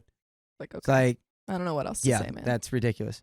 Here's the juicy update. I realized that I left you guys hanging. Thank you for all of the responses and personal messages about the race and your opinions about my fiance. I can't explain an entire 4-year relationship in one post, but I do want to say that my fiance is my best friend and we do almost everything together. I did get a message saying that I am probably a low maintenance person, which I am, and I'm pretty self-sufficient, so I don't ask for much. Not just from him, but a lot of people in my life. I don't have my own family around me, so all I have in my life are my friends, my friends, my fiance, and his family. He ended up driving me to the race and dropping me off. He did complain a bit about how tired he was, but I was glad that he actually did it. He did not stay to watch any of the race. But I could only make it about 2 miles in before I left and called him to pick me up. I was not in the right headspace that morning, and I'm not mad at myself. I'm still proud of all the hard work and training I put in, and I will continue to do more races in the future. So not only did he not show up, but he ruined your race. I mean, who knows? She didn't say that. She said I was in the right headspace. You know, that could Why? Because of him. That could have there could be a lot of factors that made her not in the right headspace. I've never ran a 10K. I've never ran it. I don't certainly intend know to. that we did have a conversation that racing is something that he's not interested in, and I understand that versus music as a hobby that we both share, and it's an easier thing to have people come and support. Stop making excuses for him. Yeah, but you can just come support us every weekday when we go live on YouTube at 3 p.m. PST. Just tap on our profile. Just tap it. Maybe it's a bit of jealousy that I felt, and maybe just wanted some attention because he's a very good musician and has had many big performances for both his singing, and he plays many instruments and is just a very talented person. I will never not be his biggest supporter. He never has to worry about people not being in the audience because he knows that me, his parents, and other family members will be there in a heartbeat. I love him a lot, and this was just a little hiccup in the relationship. I need to find people who share similar interests and hobbies because there are other things that we can do together. Running and exercise is more of an individual activity where music is something that can bring people together. So it isn't that he doesn't care about me or anything. I still have the conversation about it I don't because trust him. you made it very clear that like how much it would mean to you for him to have And he didn't do it. for you to have his support, and he completely blew that off. Yeah, I don't trust him. So over a 7:30 start time. Come on. Come on. Thanks for all the replies and the advice. I really appreciate it. And we really appreciate you, OP. We freaking appreciate Thank you very much. I think we've given our advice. Yeah, that's it. That was my advice. I think it's right where you're like, this is not like a world-ending problem for our relationship. We can find other things that we want to do together, but it really does bother me that you made it so You really let him off clear that it would mean the world to you if he was just there for you, and he could not care less. Couldn't let. Yeah, no, I don't think you should have to let him off the hook so much. Yeah. And he hasn't changed. So I think, I agree. We love you. Thanks for the story. We hope that he shows up to at least one of your races in the future. I really hope so. My wife is jealous of my friend's fiance, so I told her off. My wife, 35 female, and I, 36 male, are good friends with another couple, my best friend Matt, who's 36 male, and his fiance Rachel, 24 female. Rachel models and is very attractive. My wife is less conventionally attractive, but I fell in love with her for her humor and good spirit, which I personally find more attractive than good looks. Her personality. Yeah, nice. She has a great personality too. Nice recovery there, OP. By the way, this comes from user throwawayhusband264 on the r/OK Storytime subreddit. So, recently I've noticed my wife making a lot of comments about Rachel, calling her an airhead and just being kind of mean. When my wife makes these comments in private, I'm able to stand up for Rachel, but when they're made in public, I obviously don't want to embarrass my wife by calling her out. My wife and I went on a trip away with Matt and Rachel last week, which we had been planning for a while and really looked forward to. Okay. At dinner one night, my wife made a really mean comment after we started talking about the economy. She remarked, "Don't worry, Rachel, you can join in the conversation once the smart people are done." Ooh. She was the only one who laughed. Ooh, and she laughed at her own joke? That's embarrassing. Yeah, I was completely embarrassed, and once we were alone, I told my wife she had been really rude, and I was ashamed of her. I told her she needed to stop making nasty comments, and she agreed. Okay, wow. Oh, that's surprising. Right. However, the next night, we all went out to a bar. Rachel was getting a lot of attention from guys there who were sending over drinks. My wife was looking visibly annoyed that she wasn't receiving the same attention, so I tried to lift her spirits by paying for all her drinks and making a fuss of her. Ooh. One guy came over and said that Rachel looked just like the model Zendaya. My wife let out a massive laugh and said, "Did you mean to say Whoopi Goldberg?" All right, now you're just, come on. Come on. Come on. I love Whoopi. There's nothing wrong with Whoopi. I turned to my wife and straight up said, "You really are so jealous, aren't you?" Wow, he's like saying exactly what is in my head. Yeah. This woman is jealous to the nth degree of Rachel. She looked hurt, but didn't have time to respond as Rachel had left the table in tears. She made her cry. Dang, what the heck? Dude, too mean. I followed Matt and told Rachel directly that I was so sorry for my wife's words and that I was ashamed of her behavior. When I reunited with my wife, she told me that I was horrible for calling her jealous in front of everyone and embarrassing her. Dang. Girl, you're embarrassing him. Yeah, honestly. I told her straight up that she was jealous of Rachel as Rachel is more attractive than her. Oh, man, but that's a huge whiff, dude. I realize now in hindsight that was a very heavy thing to say and can see why she would be hurt by it. However, I stand by the fact that it was said in anger. Am I the a-hole? And we have an edit. I forgot to mention that since the trip, Matt has messaged me to let me know my wife is no longer welcome at their wedding and that as a couple, himself and Rachel have decided they aren't interested in our friendship anymore if my wife is around. Dang. Rachel feels as if my wife has bullied her and has even suggested that some of the comments were racially motivated. Oh, wow. I am humiliated. And we have another edit. Yeah, But- dude. I definitely Wow. see the racist, thought process. Where was the lean? Where was the racist lean? Like just because she's black or? She said one guy was like, "Oh, she looks like Zendaya," and he was like, "More like Whoopi Goldberg."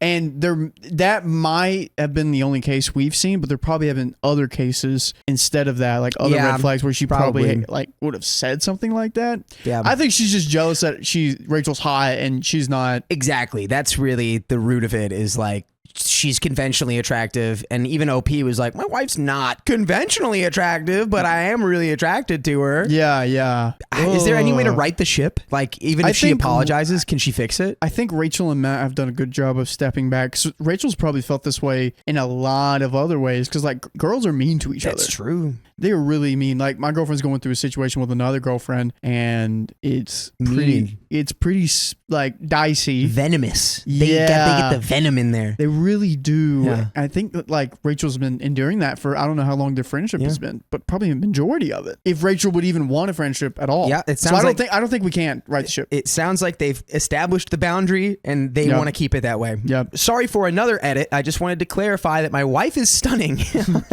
Nice. Okay. Good job, OP. Let's for go. real.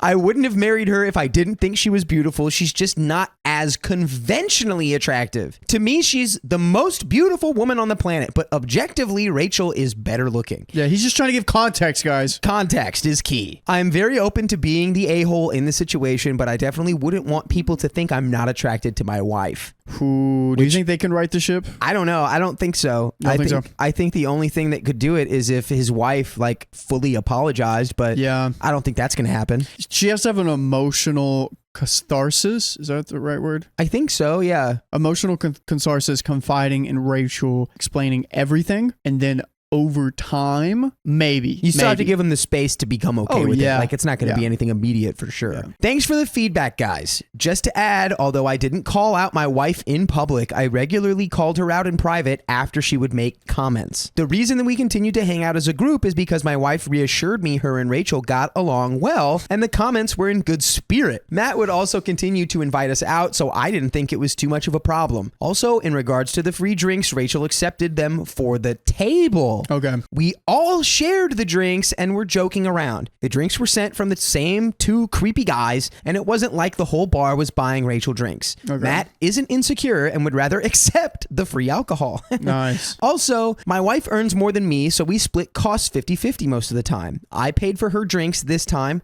to make her feel better. Nice. I also want to make it clear that I don't have feelings for Rachel. I think she is a conventionally attractive girl and she's a model. I'm not even really friends with Rachel, as some of you pointed out. She's younger, so we don't have much in common. I also want to make it clear that my wife is conventionally attractive, also just less so than Rachel. Rachel's a model. My wife is not. Let's just get a picture of Rachel and the wife real quick so we can all understand what you're trying to say. Just to be clear, my wife is hot, just not as hot. This does not mean I don't think my wife is more attractive than Rachel. to me. I just mean that objectively Rachel is better looking. I agree with the comments that both my wife and I were a-holes in this situation. My wife's behavior is unacceptable and mine was cruel, and I've probably done some lasting damage to my wife's self-esteem. I don't think I'm the a-hole for failing to call out my wife sooner. Agreed. Yeah, I mean, what? Like in the moment that comment was but probably you already harsh. were calling out your wife too, just not in Yeah. public, which is what you do when you're someone's like husband or Yeah, wife. yeah. Like, in my opinion, you should never publicly criticize your partner. So for me, telling her privately that the jokes were inappropriate is enough. I also want to point out that my wife and I have already had couples counseling, and my wife had individual therapy. Nice. When I initially made the comment that Rachel is more attractive than her, my wife was furious,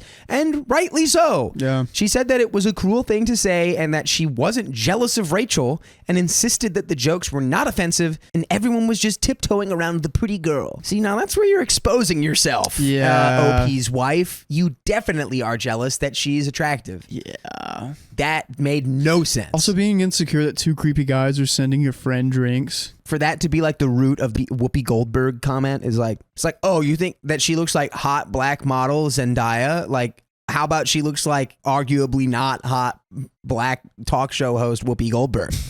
And by the way, you can join us live on YouTube every weekday at 3 p.m. PST. Just tap our profile. When we returned home from the trip and I received Matt's message, I let my wife know. At first, she was hurt, but she eventually came around and said her behavior was inappropriate. Nice. She's admitted that she is jealous of Rachel due to her looks and was embarrassed by her behavior. All right. I also asked her if she felt as if I found Rachel more attractive than her, but she said that she didn't think that. It was just difficult seeing a younger, prettier girl get treated way better than her, and she felt like a second best. I think my wife noticed Rachel getting special treatment from other people and was jealous she didn't receive the same. My wife has sent an apology to Rachel, but I don't think the friendship is salvageable. I will still attend the wedding, but my wife won't be coming along, even if she is re-invited. I think it's worth my wife having some more therapy, and I'll have to rethink things. This has definitely made me see things in a different light, and I'm really disappointed. Oh, wow. Wait, what? But your wife just, I'm confused I by think that. this whole ordeal has made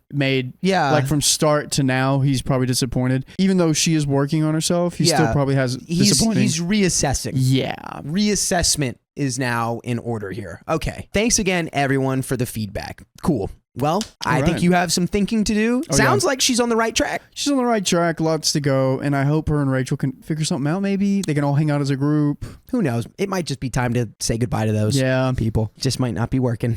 Agreed. My brother's fiance demanded I change my appearance for her wedding, and I refused. Put your foot down. Don't let anyone tell you what to do. It's my appearance. Shut up. 22 female. I'm going to my sister-in-law's wedding, 26 female. So here's the situation. My sister-in-law is getting married in 2 months, August 16th. She has been in full and extra bridezilla mode. For as long as I've known her, she's been a bit of a control freak and wanting everything perfect. But this wedding brought out the worst of this woman. Ooh, bridezilla. It's like bridezilla-zilla. Bridezilla 1. Bridezilla squared. I was thinking like Bridezilla -1. -1, yeah. By the way, this comes from user chapter OK 3672 on the r/OK Storytime subreddit. So, in December of 2022, the bride and family started planning the wedding. My sister-in-law asked me to be the maid of honor, and there's a total of 5 bridesmaids. K28.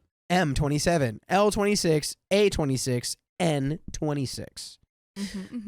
Those are all going to have names later, but we'll get to that later.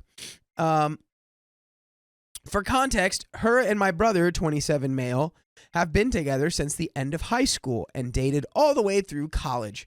So she's been in my life for a long time and has been there for me when I needed it. With me being her maid of honor, I've been trying to do my best managing college and to help with all the preparations. I have rearranged my schedules for dress fittings, cake tasting? You taste the cake? Damn. And even spending the entire weekend making centerpieces for the reception and the ceremony. That's like a normal part of wedding planning. You go cake tasting. Yeah. You taste the cake? Yeah, you get like a bunch of different cake like samples. Anyone can do that too. Ridiculous. You can go to a bakery and be like, I want to do some cake tasting, and they'll give you a whole sample of Life cakes. hacks. Yeah. Free unlimited. It's not free. Cake. It's not free. If you convince There's them a hard bunch of enough, different it's cake free. tasting. Even spent the whole weekend making centerpieces for the reception and the ceremony because the ones she ordered, quote, weren't good enough and up to her standards. I've been patient with her, demanding orders and changes that she wanted, but she just crossed a new line. Last week, I got a phone call from my sister-in-law asking to meet for coffee on the Monday at noon. At first, I thought it was another wedding demand, but heck to the no. When I got there, I see her and her mom at the table. She told me her and her mother have some issues and are worried about how I would look in the wedding photos as well as at the wedding. Damn. Both her and her mom were like, we think you're ugly. There's a problem with your appearance, and it's gonna ruin the wedding. We straight up can't let your ugliness ruin our wedding. And excuse me? That's rude. That's what I call rude. Yeah. So for some context here, I'm a bit gothic. Oh, she's a goth. She's a freaking goth. You can't be goth. This is no goth wedding. Can't be a goth at a wedding. What are you talking about? I'm a bit gothic and have always had my own unique style and look.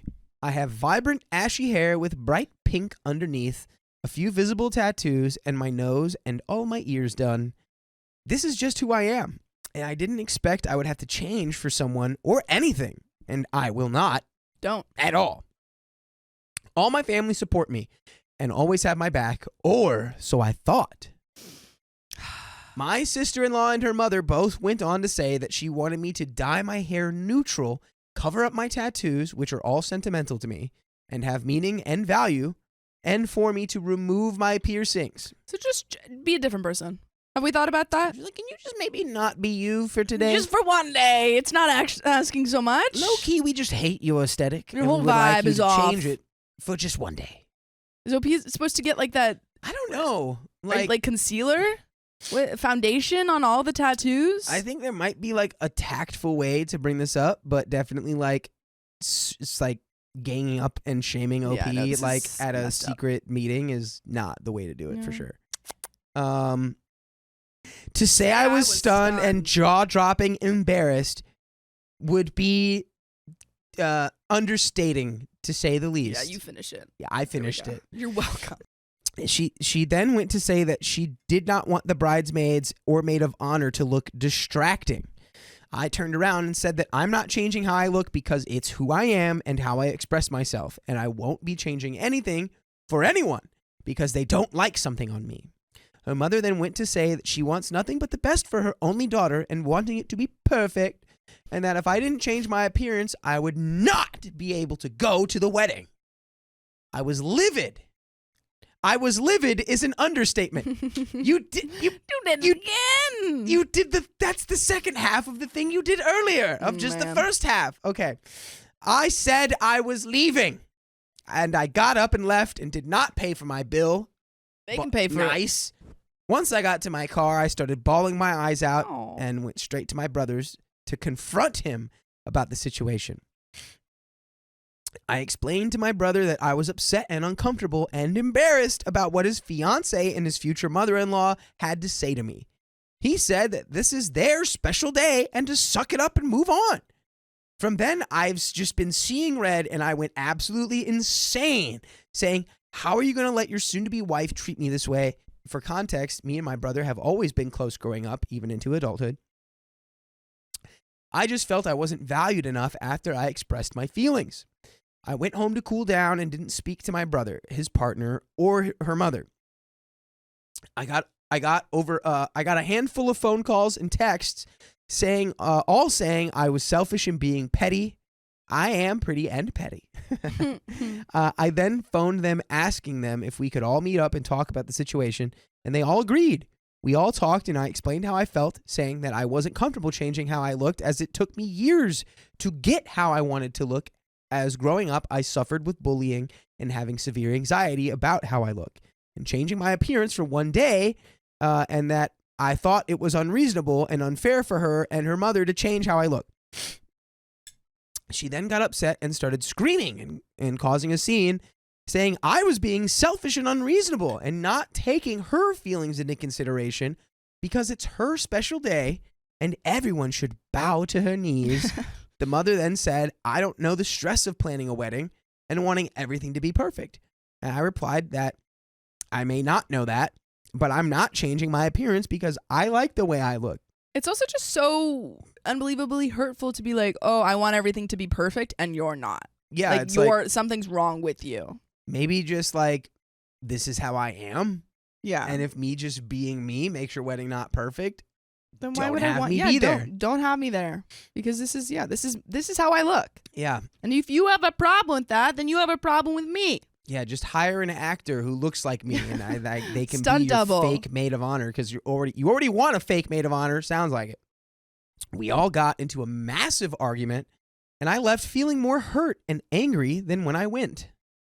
I then texted my brother and his fiance saying I'm no longer attending the wedding and do not want anything to do with the wedding, and I will be taking back all the things I put my hard work into. Oh wow, she's like, I'm not going to the wedding, and neither of those centerpieces.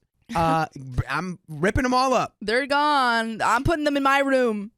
They're gonna decorate my house. My centerpieces. They're gonna go with my aesthetic, and you'll just have to deal with your lame wedding. Yeah. Oh, you probably don't want these anyway because a goth person made them.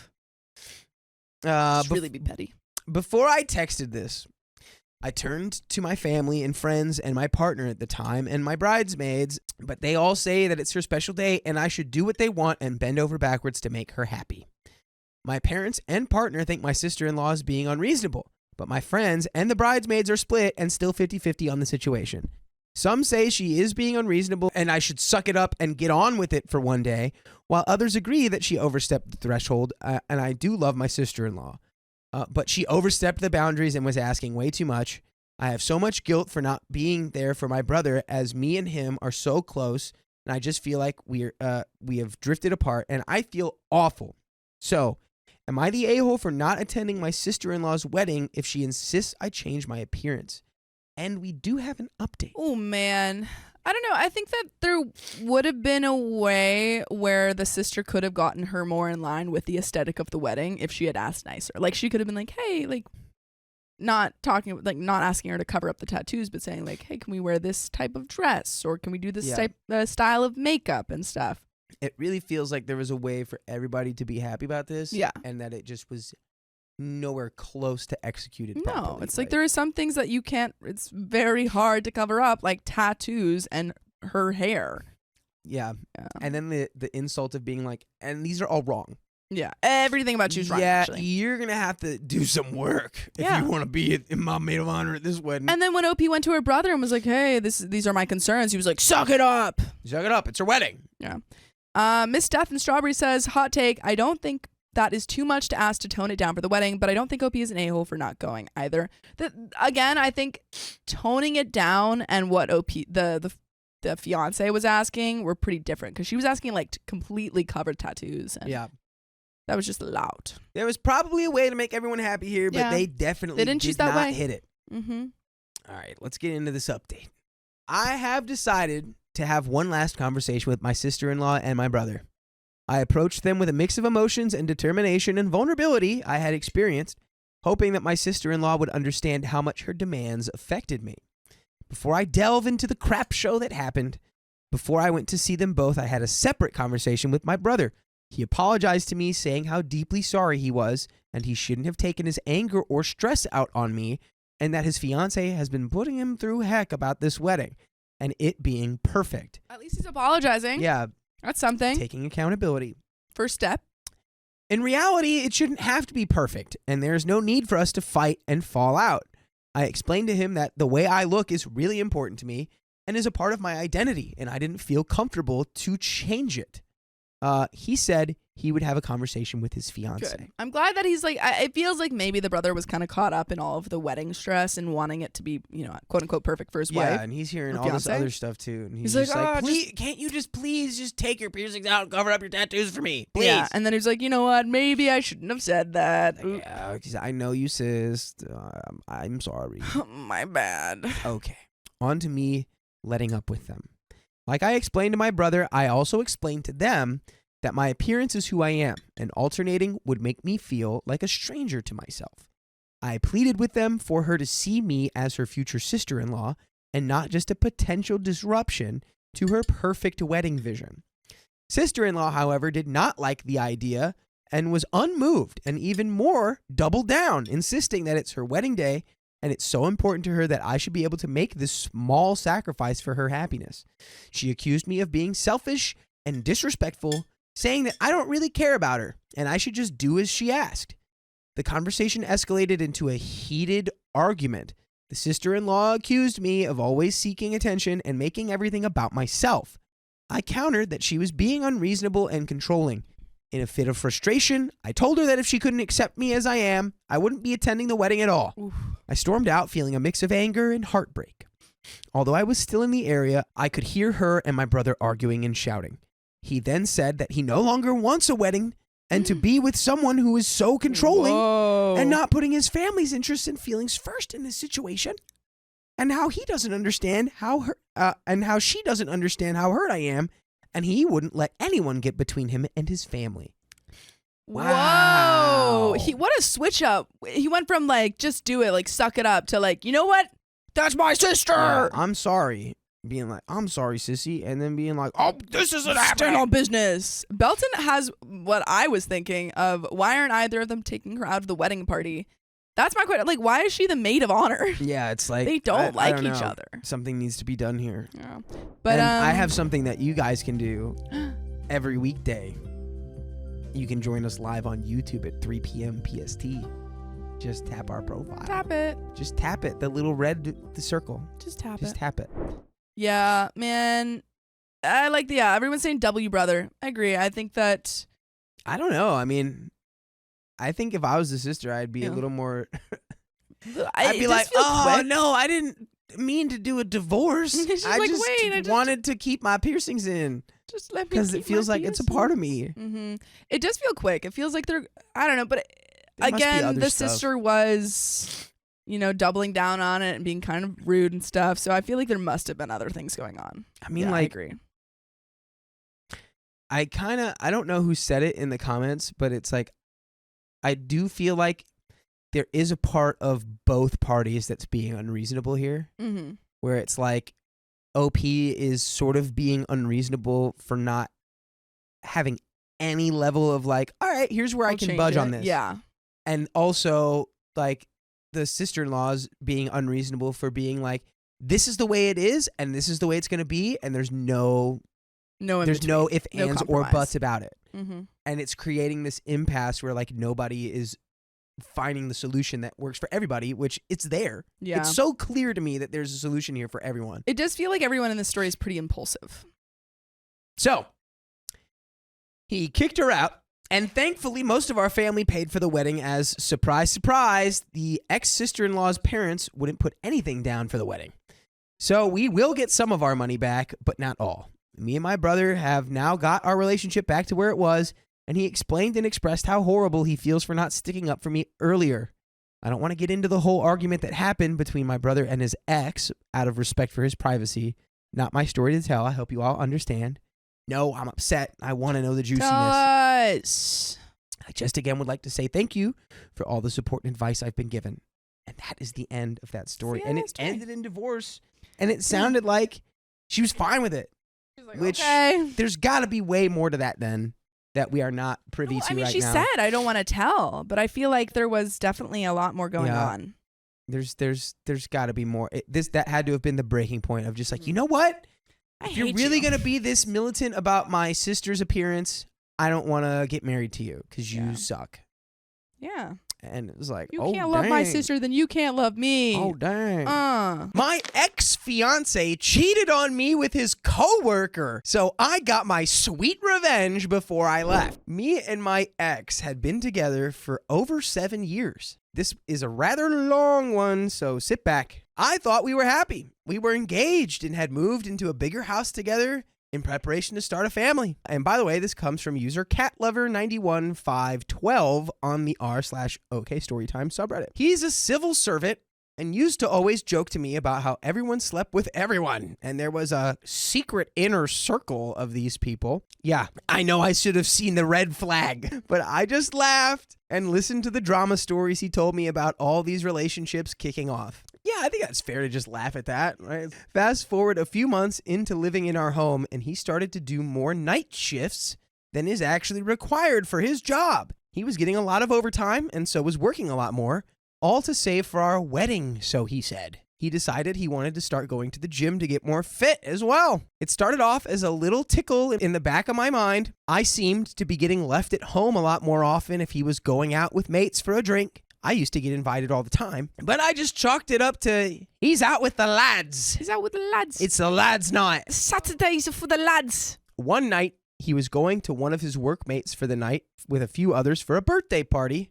Just the lads and poker. I invited the girls around, and we enjoyed plenty of wine and horror movies. He stopped texting me at about 7 p.m., and I didn't hear a thing from him until the morning. I was a little annoyed. He told me he'd fallen asleep at the table while playing poker, and one of his mates had actually recorded his snoring, which I found hilarious. I said he'd have to show me the video, and he never showed. I did ask several times, and I'd get, oh, his mate lost his phone, and he didn't manage to send him the video before he lost it. Bearing in mind this was the kind of things his mates would be putting on Facebook the second they finished recording, the tickle became harder to ignore. Then came the email. He'd used my phone to log into his emails as he'd left his phone at work and had forgotten to log out. So I decided to have a little look back in his email history because that tickle was starting to drive me a teensy bit nuts. And then I found it. A hotel booking for 2 adults in a city over an hour away on the same day as this birthday party. He had told me that he was sleeping at his mate's house when we went, so I was straight on to him about it. He told me he'd booked it for his mate and his partner, as his mate wanted to do a surprise trip for his wife and didn't want her to find out about it. Okay.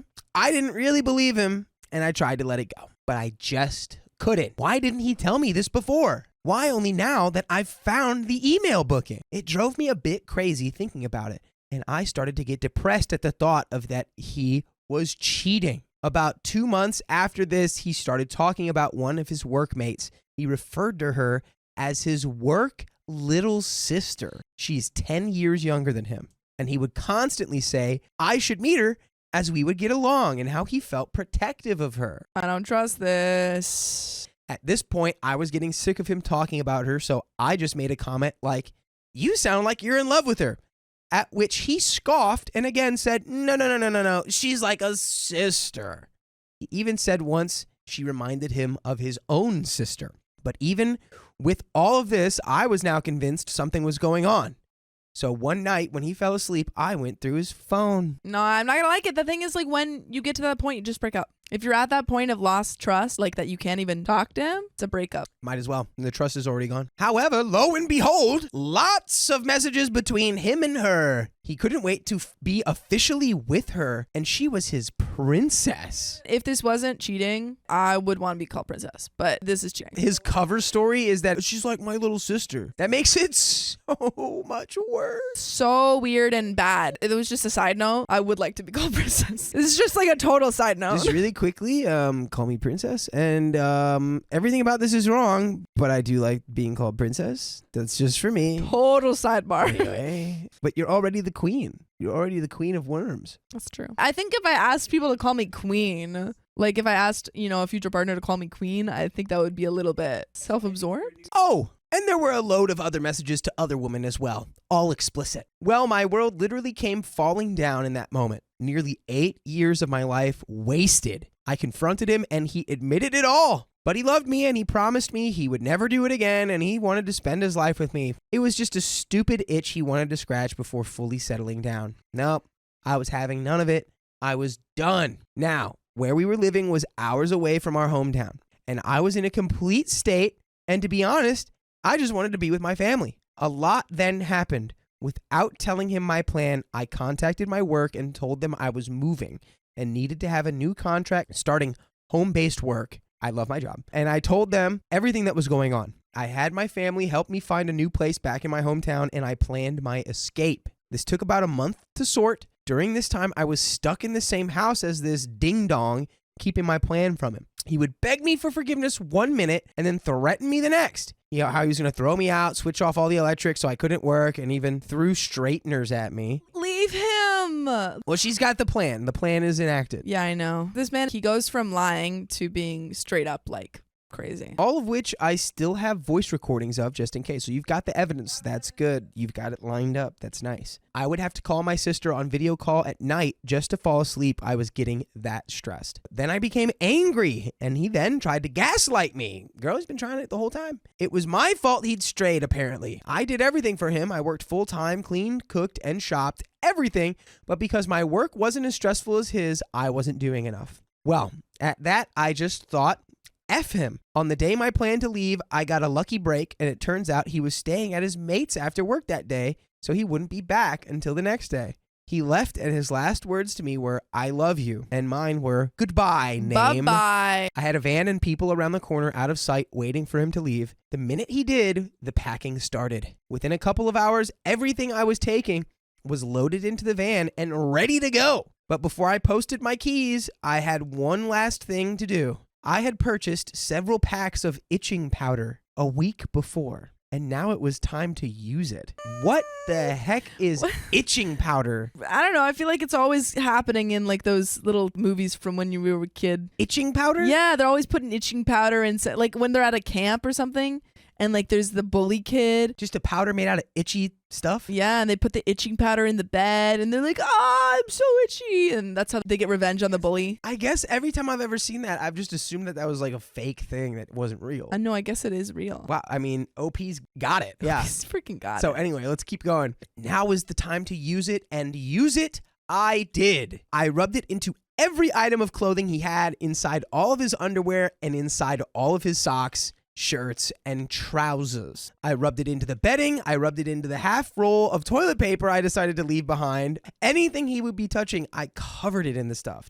And then I left. That is maybe diabolical. Borderline criminal, maybe? I don't know. Hey, but you know, if you have an itch to watch us, you can scratch it every weekday at 3 p.m. when we go live on YouTube. All you have to do is tap our profile and you're in the stream. And that itch is gone. Well, anyway, we do have a little bit left here, but let's discuss. I think clearly we were all on OP's side. Yeah.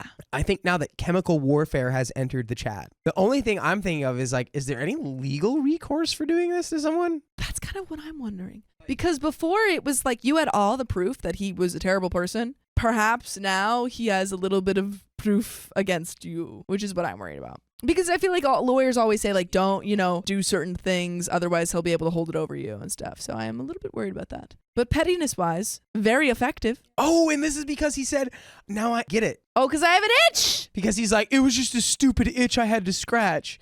Now she's like, oh, you want to talk about an itch? Oh, that's actually even better. I forgot about that. That's actually really beautiful revenge. Yeah, that's poetic. I love that. That's really, you know what? I like it a little better. Yeah. Let's finish it off here. And she says it. There she is. He wanted to scratch an itch? Well, I left him with plenty to scratch. Beautiful. My final FU to him was after I had moved away, I ended up sleeping with one of his workmates who actually hated my ex. My ex doesn't know, but it was just an added bit of revenge for me. To this day, he makes sure he gives my ex a wink from me whenever they happen to pass each other at work. Yeah, wow. Now I'm happily in a new relationship, and I heard recently he's now engaged to his work little sister. Gross. Oh, I wish her the best because once a cheat, always a cheat. And there you have it. And look, she said, I wish you the best because he's your problem now, sister. How are you going to get married to somebody that you're like, she's like my little sister. She reminds me of my little sister. Grody.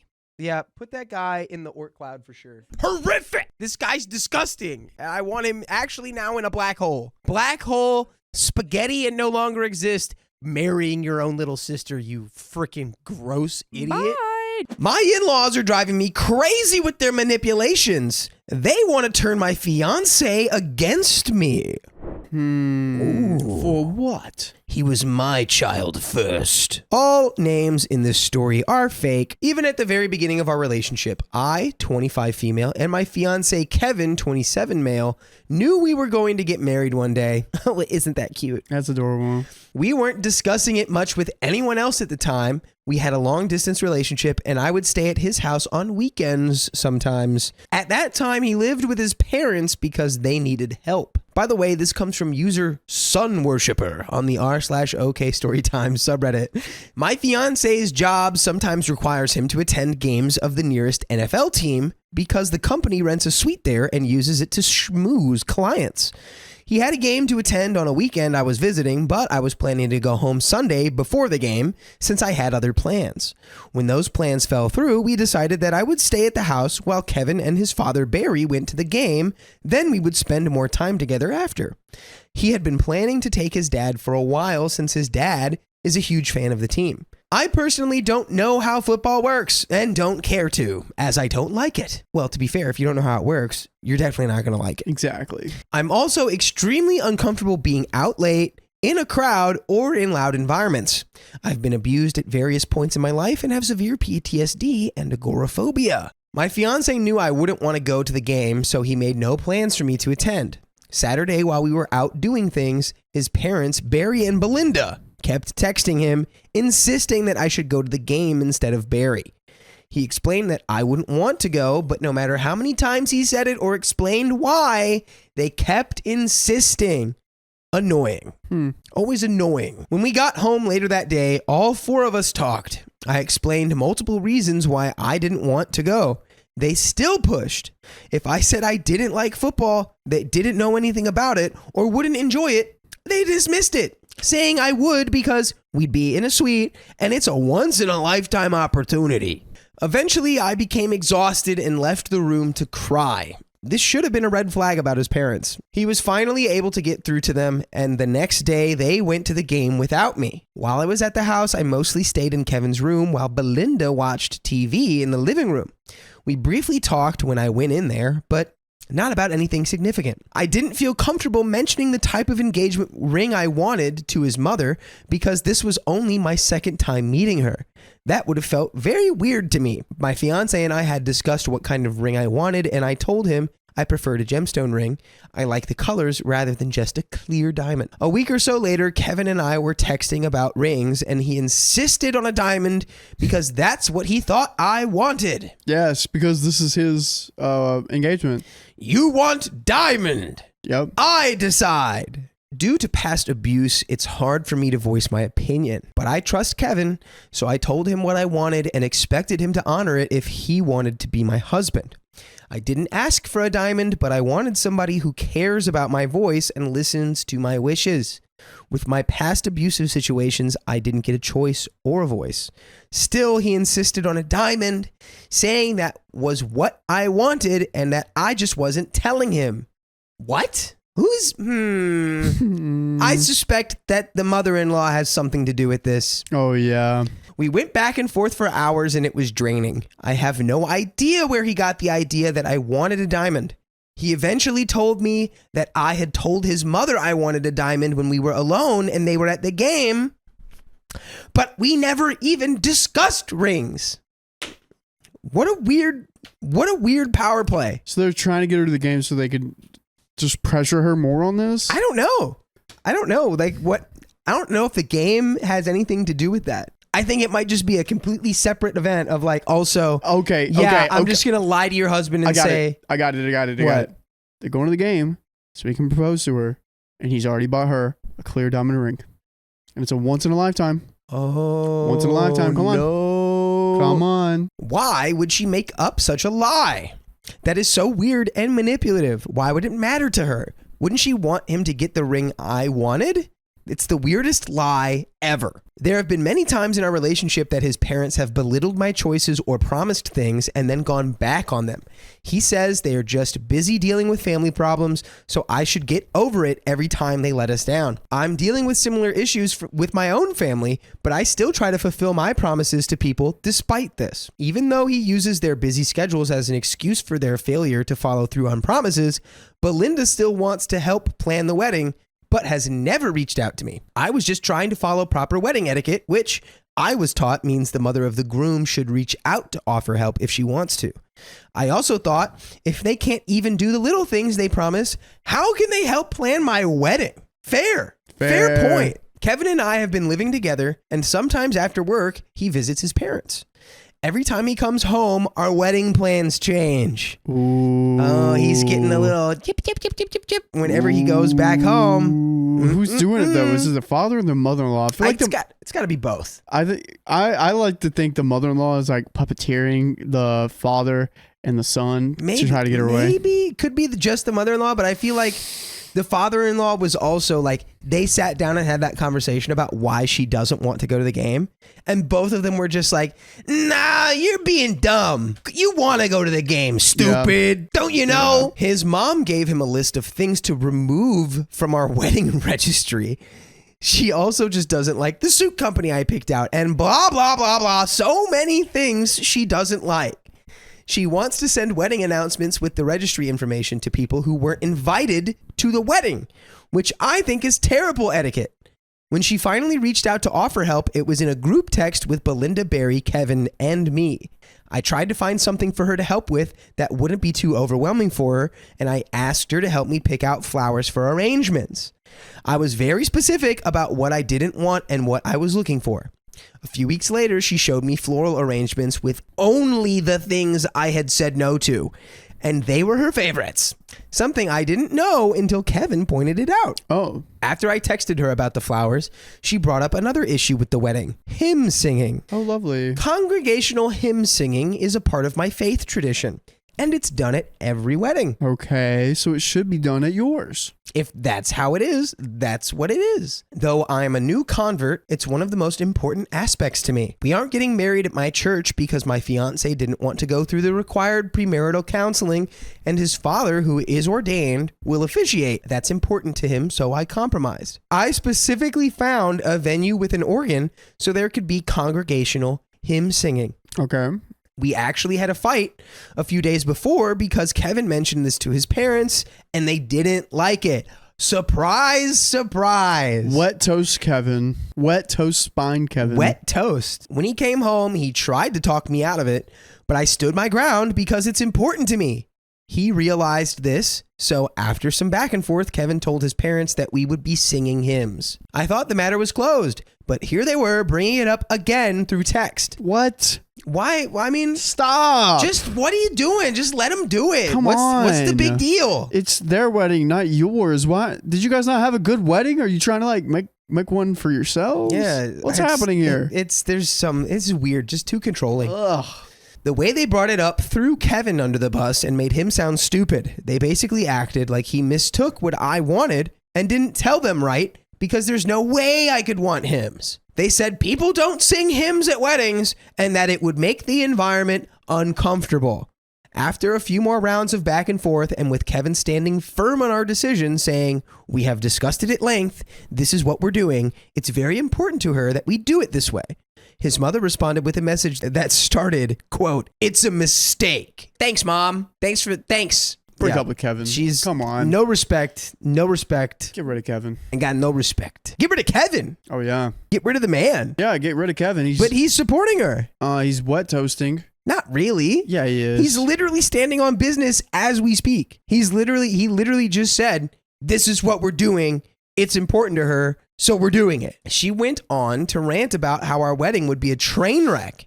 Kevin texted her one-on-one afterwards because he thought her message was unnecessary and uncalled for. By the way, it would never be uncalled for you to join us live on YouTube every weekday at 3 p.m. PST. Just tap our profile. She also scoffed at the idea of wedding programs, saying they don't exist and are only for funerals. So apparently no one sings hymns at weddings, wedding programs don't exist, and it's perfectly appropriate to send wedding announcements with registry information to people not invited to the wedding. Got it. Sorry this story is all over the place. I tried to leave out other issues with them that don't involve the wedding. It's always one thing after another, and I just feel stupid and not good enough. Well, sorry, OP, but you're not stupid, and you are good enough. There we go. Even my opinions and likes are not good enough for them. I'm worried about the future and how they'll try to micromanage, dictate, and judge our future family and our decisions. Thank you, everyone. Hopefully, someone has some advice.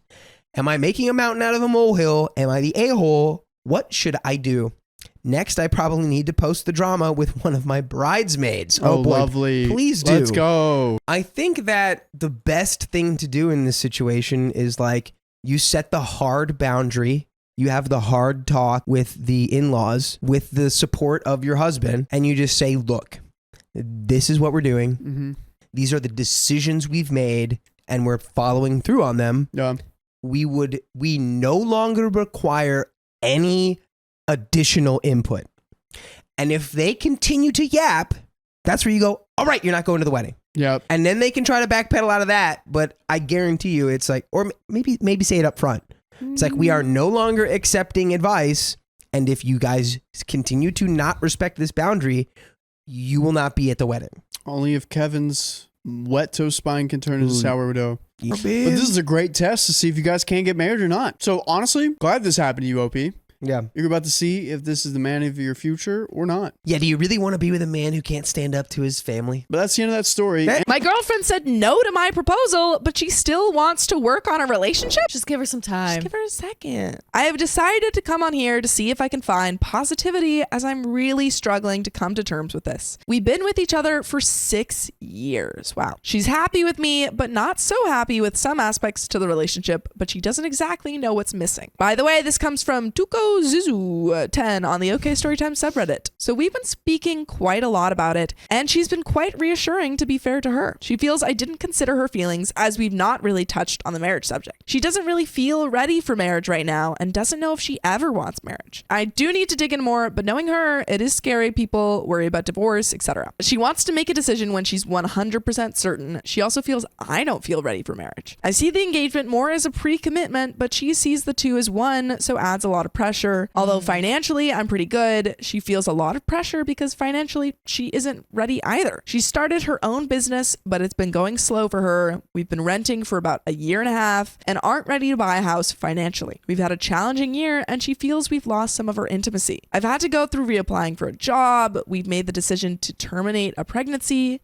Please don't give your moral view on it. We feel terrible as it is. She's struggling a bit financially. I've got some minor health scares. Well, I need to really start looking after myself. Around last April, we had a difficult talk where she said she's not sure if we're spicy sleep compatible, and now she was worried we aren't. We had a very deep discussion, and I took it well, and we showed strength to strive through. The reason this conversation came up was because I felt she had lost her affection to me a bit. In the discussion, I had to explain myself because I suffer with prostatitis, premature which has made me feel very reluctant to have spicy sleep due to the pure embarrassment. She never judged me on that and has been really supportive, to tell the truth, but it's been very difficult for me. I have resorted to taking certain pills, but even throughout a relationship before moving in, we've mainly had spicy sleep after drinking, whether it's a little or a lot, as it gives me more confidence. Moving forward to June, she ended up getting pregnant. We made the decision to not have a baby, which was really challenging and heartbreaking for us, although she still holds it against me a bit when she first told me how my reaction said it all when she first told me. I explained to her that I was also very much in shock, but because she's been adamant and scared about the situation and saying she isn't ready, I couldn't then convince her to keep a baby she doesn't feel ready for when I could see that. Of course, we want a baby, but the timing wasn't right, and I didn't want to push her into a decision. The termination had been tough, both mentally and physically with her. From end of, let's say, July all the way up until mid-September, mentally she was better, but physically struggling with bleeding for months and has only just come out of it now. The timing of my decision to propose, in hindsight, was awful and not thoughtful of her and mine and her opinion. We have been getting better and closer, and I wanted something positive to look forward towards the end of the year. She feels this isn't something we need to look forward to. I feel really stupid that I went with this without really thinking properly about it. Maybe it was pressure from people I don't know. We've always said we don't need marriage to prove our love. It's all just a bit of paper, and I now truly feel I have fallen into the pressure from other people given the constant questions. I've always told people we're in no rush, so I don't know why I've gone through with this. And there is more, but just pausing really quick. I think that they just need to have the talk more. They just need to talk more. Yeah. Because it seems like OP, I would agree. say OP probably did rush into it. I think both parties should kind of know or kind of be expecting a proposal. I think Yeah. it shouldn't be a complete surprise. I think there should be a lot of conversations that go into it in the lead up. Yeah, Like, I I think agree. the actual day and how it happens should be the surprise. Right. That it's coming shouldn't be a complete surprise. Yeah, I've heard like a lot of people before they get proposed be like, you know, Yeah.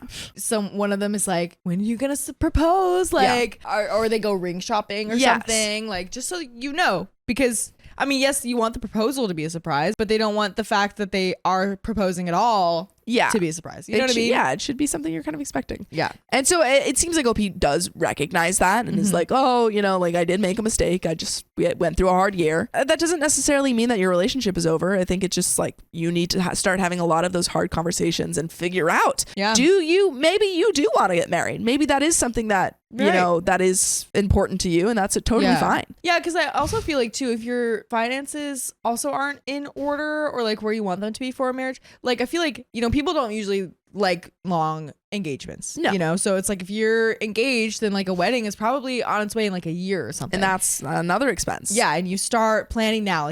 Like you're supposed to. Generally, people get like their wedding dress like at least 6 months before the wedding. Yeah, and so it's like that's such a big commitment. Not even just like relationship wise, but just like for planning a wedding. That's so much to do and to pay for. So like it makes sense that the timing is just wrong. Yeah, and you lost like you had to, you know, give up a baby. Right. That's a big deal. Lots of stuff going on right now. I think it's just a conversation you need to have with your girlfriend and get on the same page. Exactly. Since the rejection, I've explained how I feel. Heartbroken, vulnerable, rejected, unwanted, unloved. She's been reassuring me after questions I've asked, and her answers are she still loves me. She's still been insisting she wants to try and work past this. She wants us to work towards something. She still wants a future. It's just the whole something is missing and she doesn't know what it is making me overthink, and it's terrible. She's saying it's not necessarily spicy sleep and me not lasting long enough, but just general intimacy. We don't know whether it's been since moving in together and fallen into the routine trap at home with work life too. She's saying we probably lost a bit of our fun together physically or mentally. We've fallen into habits on watching TV, series, etc. a lot. Being on our phones a lot, like in bed, for example. After speaking about it, I do feel that technology has gotten in our way. Personally, I hate it when we're both on our phone in bed, even though I've addressed it. I haven't led by example. We used to always kiss each other goodnight in bed, but we stopped doing that quite early after moving in, whereas before, when at each other's parents, we always kiss goodnight. So moving forward, we have some solutions which may help our relationship get better and build on the intimacy. See, this is the solution. It's just talking it out. Yeah. I totally feel for OP hearing from a partner something's missing, but I don't know what it is. That would make me insecure. It'd be like, what am I doing wrong? Right. That'd be very nerve-wracking. Like, so that's also something that on her end, she needs to figure that out and stop saying, oh, something's missing, but I don't know. Like, that's totally not fair to you either. Just need a little more time. Yeah. I don't think she can figure out the specifics and keep that to herself a little That's bit. the thing. I don't think that you could say something's missing, but I don't know what it is. I think you have to figure that out. Yeah, because that just adds stress. Yeah. Like, say something else. It can be like, you know, I'm still figuring some stuff out about what I want to, you know, moving forward for our future. I've been reading a lot online and on here too, where you read about stories when the wife first rejects proposals and then they live happily ever after. But I can't help overthink the situation, and this is what I'm finding very challenging. I accept her decision. It's just I need to find positivity. 1 minute I'm positive, next I'm negative, and this obviously hurts her too. And she's been a lot closer with me the past few days, showing the affection I guess I had been wanting. This isn't going to help her in the long run, really, if I'm going to keep acting like this. So I really need to fix up and wake up, but it's only been a few days. I guess I've come here for advice and positivity. I know I'll get some negative comments like she's just waiting until she finds someone better, etc. But if there's anyone with real advice and have been in this situation, I would be really grateful. She doesn't believe we need any counseling because we need to communicate, work through this together, which I do agree, but input is also really good. We're going to try other things to bring the intimacy bond back.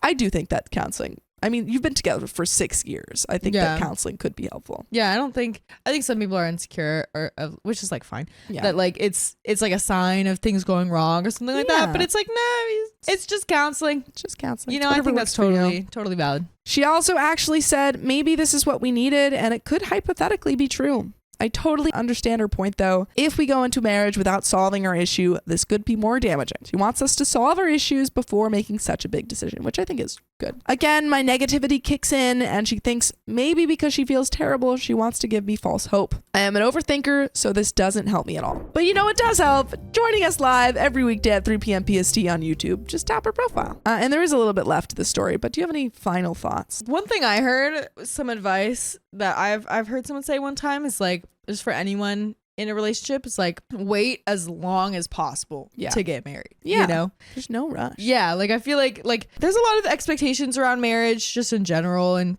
people's cultures and whatever. And then like with your age and stuff. And so I think people do feel like they need to rush it a lot. Yeah. And then they do. And then it's like, wait, but like, I don't really know. And then people will get cold feet or something like that. Yeah. But if you're both, like, it makes sense to feel like if you're both in a space where it's like, I cannot wait to be married to you, then that seems great. Yeah. You I think know? it should be something that like you are like 100% certain on. Yeah, exactly. Yeah. And if you're both not, are. just And take you time. know that the other person is too. Yes. You gotta know. You've had those conversations. You're both like, yeah, this is what we want. Right. I want a future with you. Right. Forever. I've also canceled my plans with my friends this Saturday, not overly bothered, so we can do something together, which she would like. I think she appreciated this.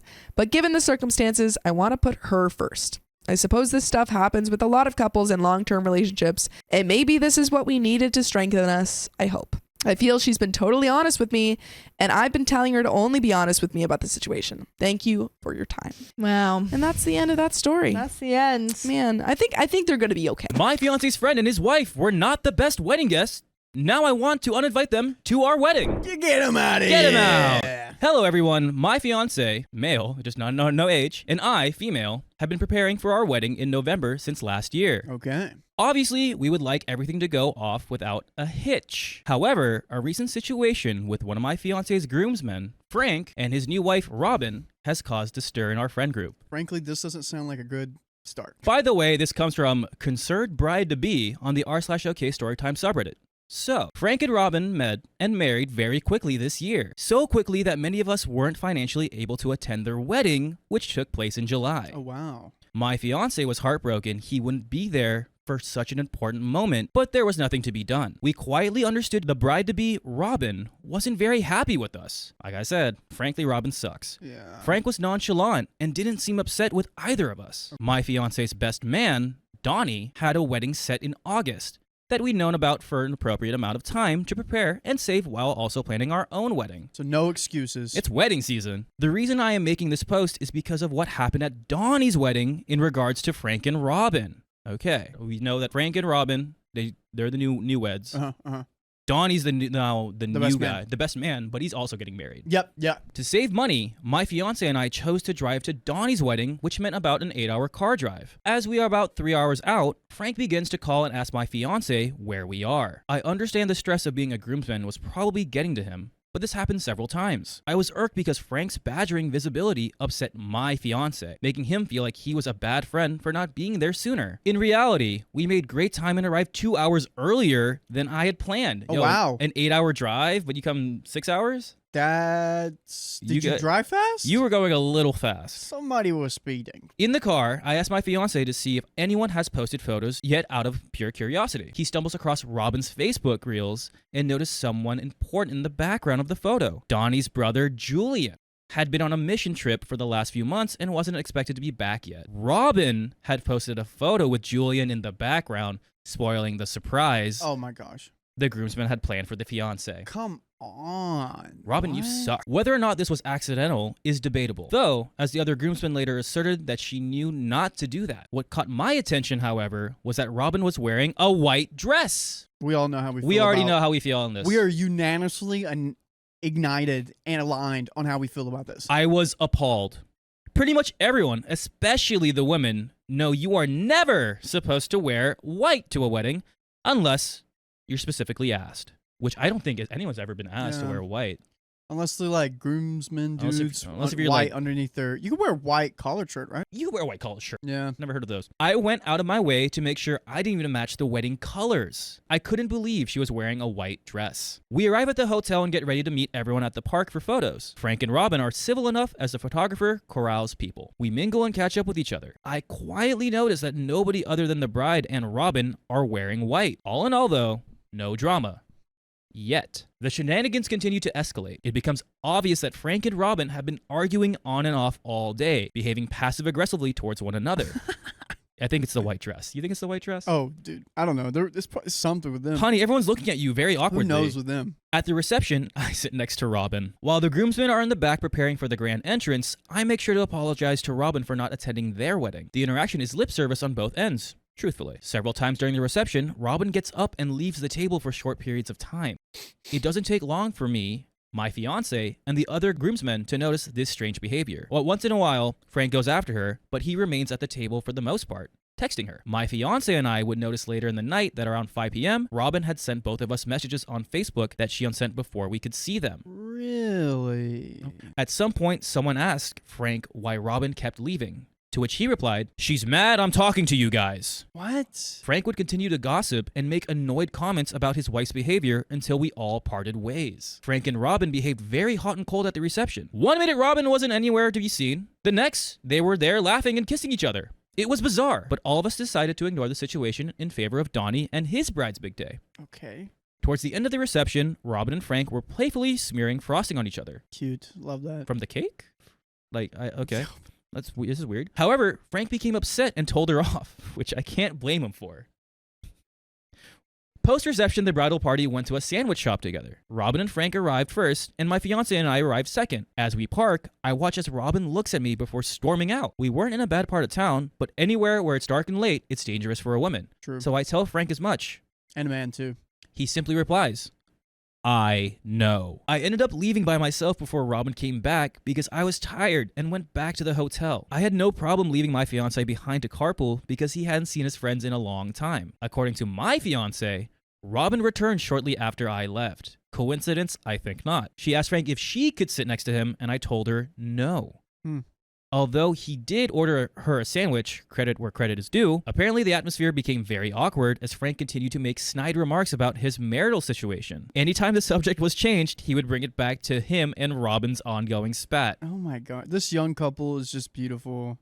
I love love. This is love, guys. This is so healthy and will last a really long time. I give it 3 more months. After Donnie's wedding, my fiance and I decided that we should no longer have Frank as a groomsman in our wedding based off this behavior. We were still open to having them come to the wedding, but I am having second thoughts.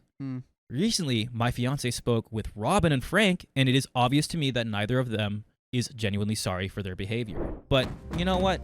We have good behavior over here.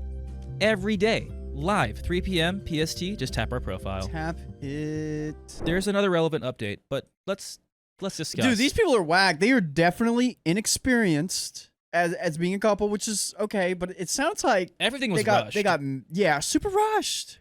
Was this a real marriage, or do you think it was like a fake marriage? Was it like a green card marriage or something like that? No, I think it's more of a we should have spicy sleep marriage. It's the honeymoon marriage. Yeah. Like they're like, "Oh my God, I love you. Let's get married." Yeah. I don't feel like Frank is much of a it's his fault. Yeah. It's definitely Robin sucks. Oh yeah. Robin wore the white dress for the attention because they didn't have a big wedding. But Frank sucks too. Frank sucks. Oh no. But yeah, it's like who sucks more here? Robin, Frank. I think they both suck. I mean, I know that Robin's probably like the more sucky one, but like Frank's not trying to bring as much as attention as Robin is. Yeah, but he's still complaining. Yeah, and they're not. Yeah. Oh, this wedding stinks. Dude, she's just marriage, right? Yeah, we just got married, but our wedding wasn't this fun. Yeah, weird. None of you came to our wedding. All of you suck. Ooh, they probably do have resentment over. Oh, that. 100%. Oh wow. Yeah. Nice call. Yeah. It was a what was it called? Is it called a shotgun wedding? Yep. I was originally fine with simply demoting Frank, but after this, I don't know. I understand Frank is my fiance's longtime good friend, but he hasn't really been there for my fiance recently. They barely talk anymore since he married Robin. I think it would be better to have Frank and Robin be uninvited altogether because they are on notice for bad behavior. My fiance's idea is for them to be invited, but we kick them out at the first sign of trouble. What do you think? Like, I think that's better. Yeah, I think it's less drama. I think Frank has lost his way with who he is with Robin. And Robin's been pulling the strings and oh, 1,000,000,000%. Like Robin's calling all the shots. I guarantee you Robin's like, I want a wedding. I want to get married soon, yeah. My fear is that Robin will find a way to bring attention to herself as she wants to, like announcing she is pregnant or something of that nature. On one hand, I understand giving them a chance to behave themselves. But on the other, if we are talking about the possibility of them getting kicked out, then why do we want people like that there anyway? Ooh. Does it make sense to uninvite Robin and Frank altogether? Or am I the a-hole for thinking Robin will find a way to make our wedding in November about her? And there's no update. That's just... She definitely would, because she was making this wedding kind of all about her. I know why she was getting up. Huh. Just for attention. Oh. She wants people to look at her. Yeah, both Robin and Frank are toxic. I guess within the recent things with Frank and the fiance, it makes sense that he's not there recently because he just got married. He has a wife. Yeah, that's gonna take some attention away for sure. Yeah. Does that mean he gets to not go to the wedding of his longtime best friend? No. I think they get the warning. Like, hey, if any trouble comes up, you're out of here. But, and I would also put on the note, no white attire. But still, I don't think Robin's gonna let that go. Then your friends told you couldn't do X, Y, Z. Then you shouldn't be friends with them. Let's see what Frank says. We can't just assume. Frank doesn't have a backbone, my dude. Yeah, he's got wet noodle backbone. He's got a wet bread backbone. That's the end of that story. That is the end of that story. My fiance lied about speaking Korean fluently. My family has been insulting him for years. Wow. Original post, June 9th, 2016. I've been with Jimmy for 3 years now. We first met in college and we pretty much instantly hit it off. I'm full Korean while he's half Korean, even though he doesn't look like it at all. I was slightly disappointed when I found out that he didn't speak Korean. Pretty much everyone in my family speaks it, so more than anything, I thought it would be an issue, but it wasn't. By the way, this comes from Understand004 on the r/OK Storytime subreddit. He had told me that he didn't know it, but he was studying it, which I thought was a nice gesture. He met my parents for the first time and they speak English, but prefer not to speak it much. My parents complained to me pretty much the entire night and even badmouthed him quite a bit because of his actions and not understanding. I didn't know at the time, but I really defended, and although most dinners at my parents' house were them being fake nice to him, I tried my best to stick up for him. The first time my parents met his dad and his sister,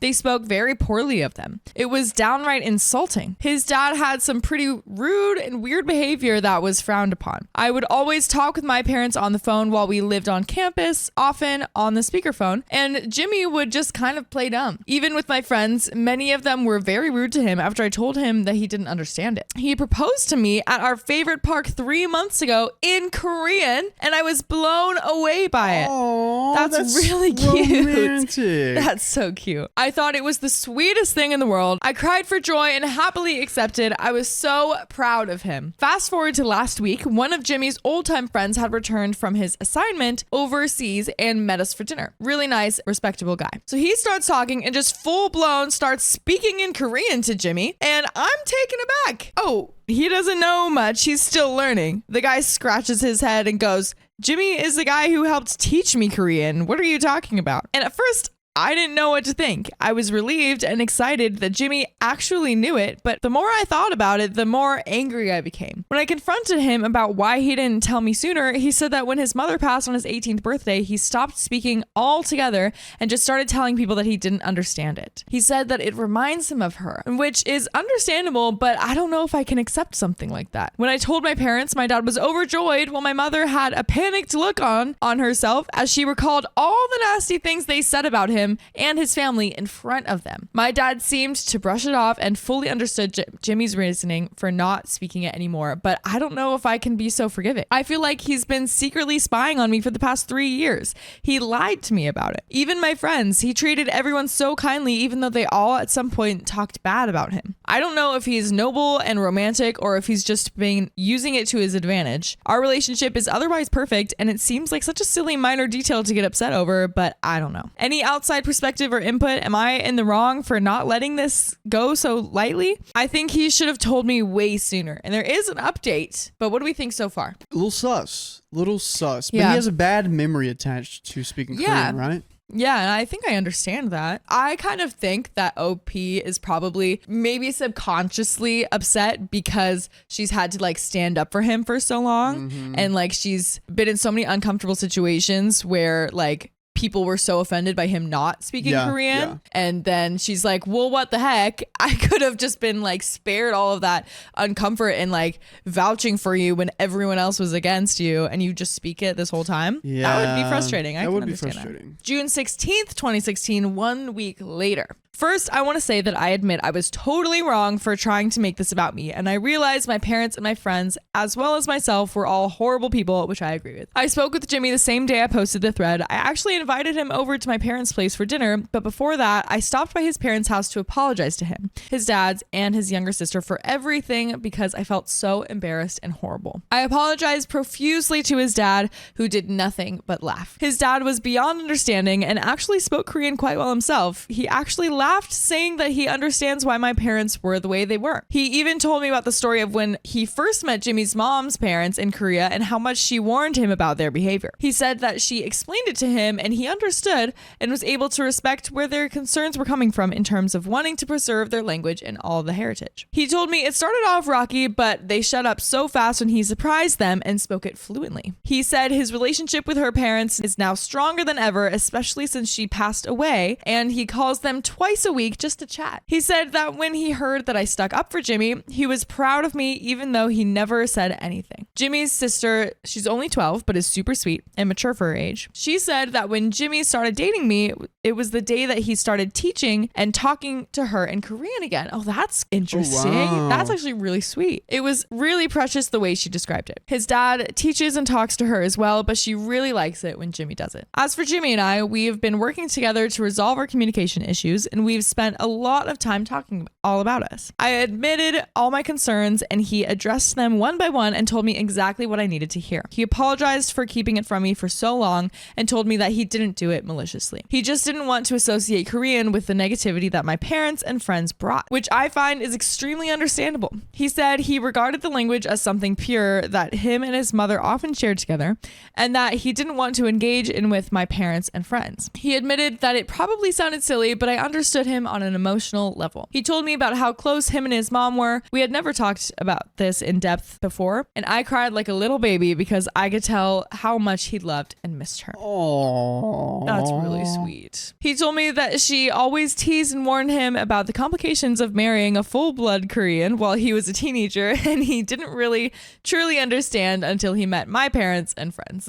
I even found out that Jimmy was born and lived in Korea for 12 years. I feel like our relationship is stronger than ever. My doubts and worries are gone, and we're going to be a lot more open with each other. I'm ashamed I ever tried to doubt him. He has been speaking Korean to me a lot more exclusively since I've apologized to him. Most probably wouldn't understand, but he took me to see his mother's grave, and it was probably one of the most touching moments I've ever had with him. I'm kneeling beside him, listening as he told her about me, basically how he knew he had found the person he would want to make new memories with, and how he would have to go back on a promise. I don't think I ever cried so much in my life. I couldn't even stop. We had dinner with my parents on Tuesday, and Jimmy spoke to them in Korean for the first time. My parents apologized for their tongue. I think I didn't make it as clear as I should in my original post, but after I defended him, they cut back significantly. Let's go. That's nice. Okay. That's nice. Jimmy apologized for their years of disappointment, teasing them for their original concerns. He told them a little about his mom, and when he told them his mother's maiden name, my father's eyes lit up. He didn't really go into detail, but he think he might have known of her family. Oh my gosh. Oh, wow. That's really cool. Small world. Yeah. It made him extremely chatty and open. I've never seen my father so excited to talk to someone before in my life. By the way, we're always so excited to see you. Join us live every weekday at 3 p.m. PST on YouTube, Facebook, TikTok, whatever. Just tap our profile. Tippity tap tap. I love this. How do they know each other? I want to know that part. Yeah, I want to know too. Is it malicious? Is it sweet? Is it? I'm sure it's sweet. Or a spy. Or honestly, maybe it's they just know of her. Like they just grew up in the same town or something like that. Oh yeah, and it's they didn't really know each other, but like, oh, the whites. Yeah, I would just like see them here and here. Yeah. You know. Jimmy also brought up that his family is planning a trip to Korea this summer, and he offered to pay for all of us to come with them. Oh my gosh. This is and he's got bank.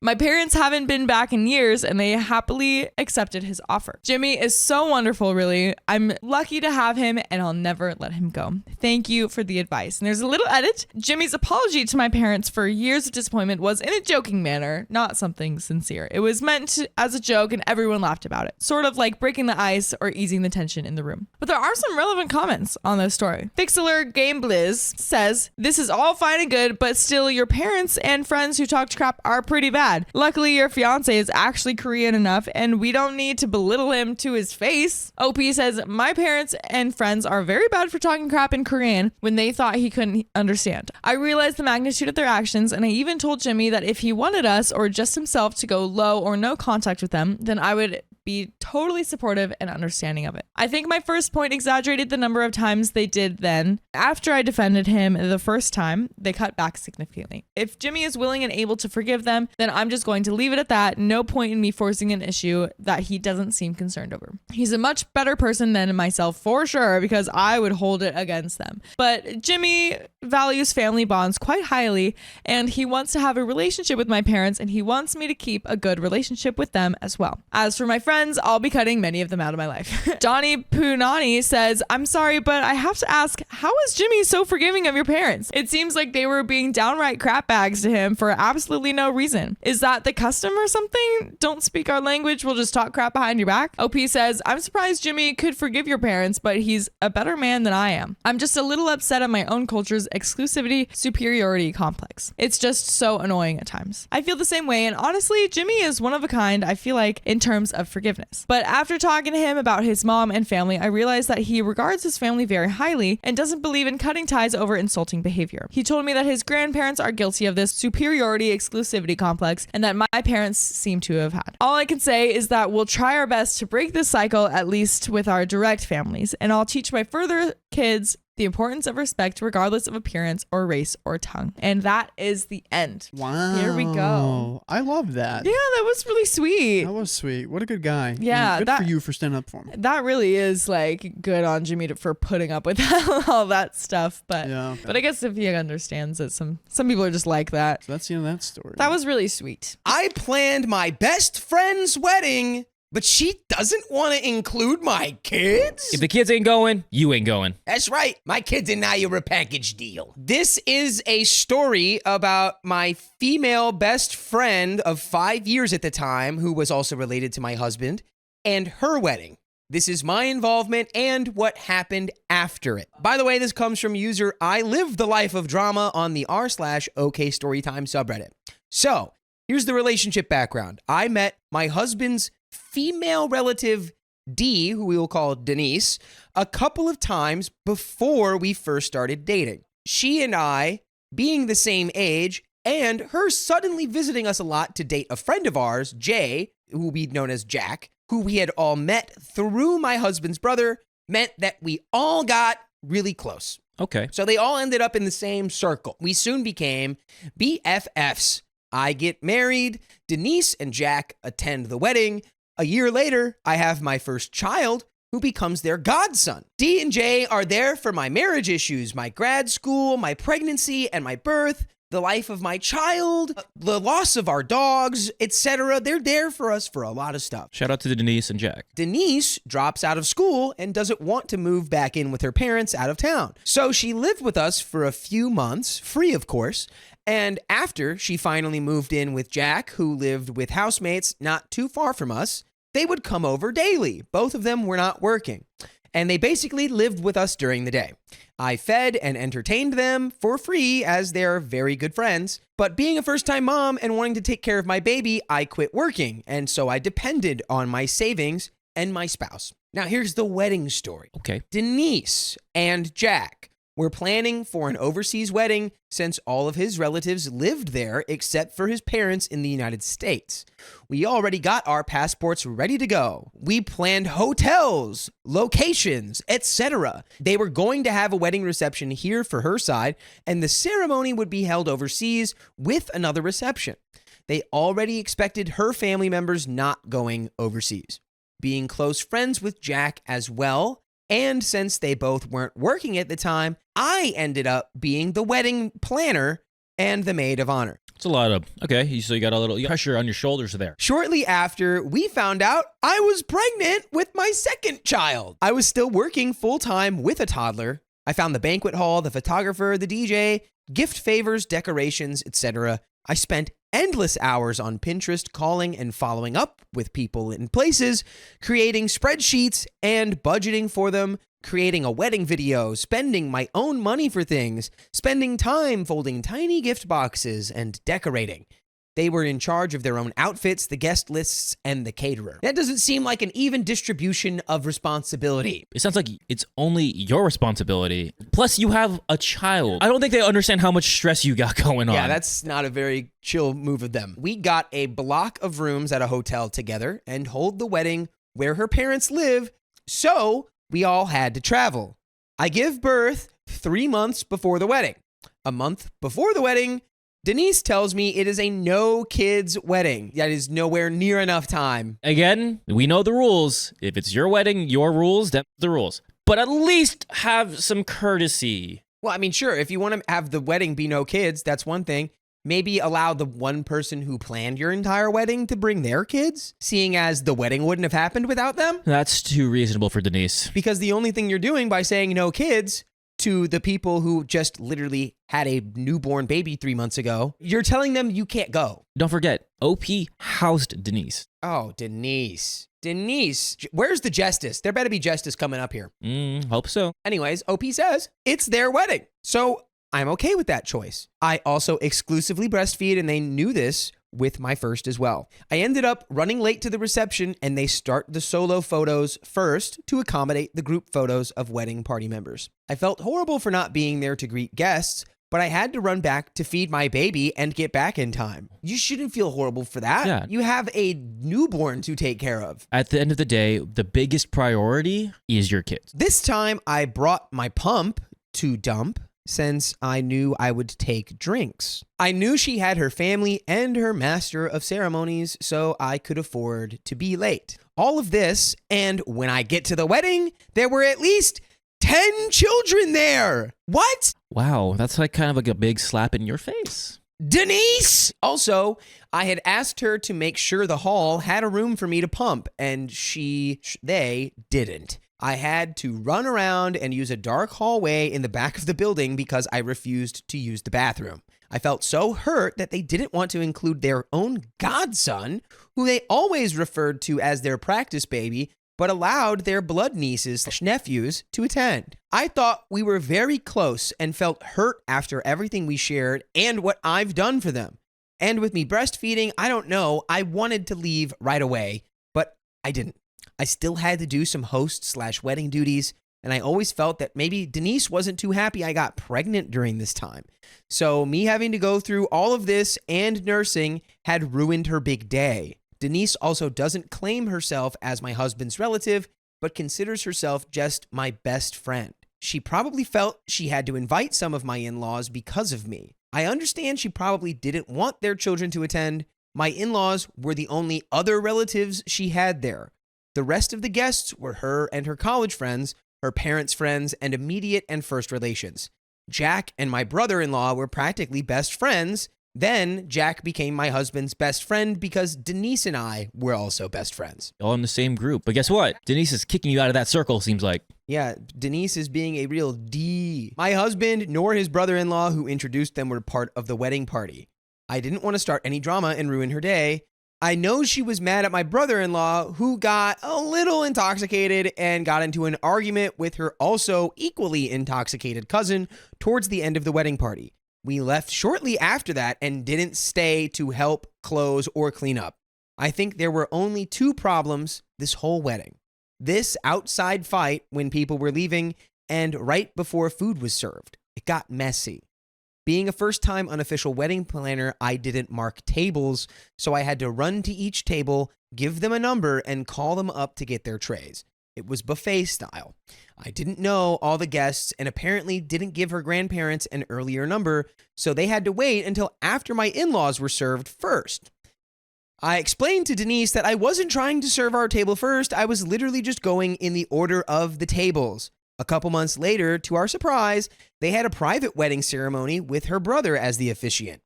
Only her parents, 2 siblings, his parents, and my husband and I were invited.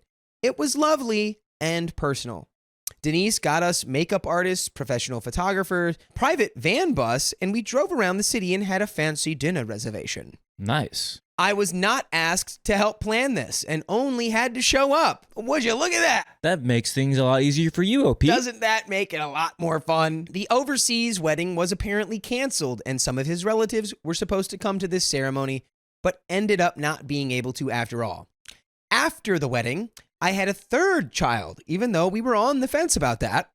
I had made a pregnancy pact with Denise after I had my first child. A pregnancy pact with Denise? Hey, friendships, that's that circle. I don't know what the pact was. Maybe we'll find out what the pact was. Didn't she kind of already devalue your own children by saying they weren't allowed to be at the wedding? Something just clicked. I feel like Denise did that because she's like, I don't want you being distracted by your baby. You're the host. You have to do this. You have to do that. So your kids are not allowed to be here, which is like a fully absurd thing to do to your friend. Now that they were married, they wanted children. I hosted a whole baby shower for them, of course, while pregnant and working. Denise and Jack still weren't working. What? He's an only child from an upper middle class family who pays their rent and living expenses and probably the wedding. I never asked where they got the money from. Her first and my 3rd were born a week apart. We planned for them to grow up together, but Denise and Jack moved away shortly, a month after the births, to go live with his parents. We now live across state. We are still friends, but we see each other a couple times a year versus every day/week like we used to. Our pact children are now 5. And by the way, I want you to make a pact with us that you always join us when we go live every weekday at 3 p.m. PST on YouTube, Facebook, TikTok, and Twitch. Just tap on our profile and then you're in. Hey, we might even be live right now. I think that's a blessing in disguise for OP that Denise and Jack move. And I don't know if the pact children is like a good idea. It's like a friendship thing, and I get that. Yeah, but she didn't respect the pact, clearly. She moved immediately. Denise was being very selfish here. And I don't know, she put OP through so much stress and not necessarily used OP, but used OP. Where was OP's husband? I don't know. OP's we didn't get any husband information. Should have done something and been like, hey, because Denise is supposed to be his quasi sister. Yeah, especially since Jack and OP's husband are so buddy. Why isn't the husband helping out as much? Or it seems like, maybe he is. I don't know. It just seems like the husband was not very relevant in this. I've never confronted my BFF on the whole wedding thing. We remain on good terms. Actually, husband and I are the only friends Jack is allowed to keep in contact with now, besides Denise's brothers. They don't even talk to my brother-in-law or any of my in-laws. Would you have continued with the wedding planning? Would you have stayed at the wedding when you saw all those kids? Would you continue this friendship?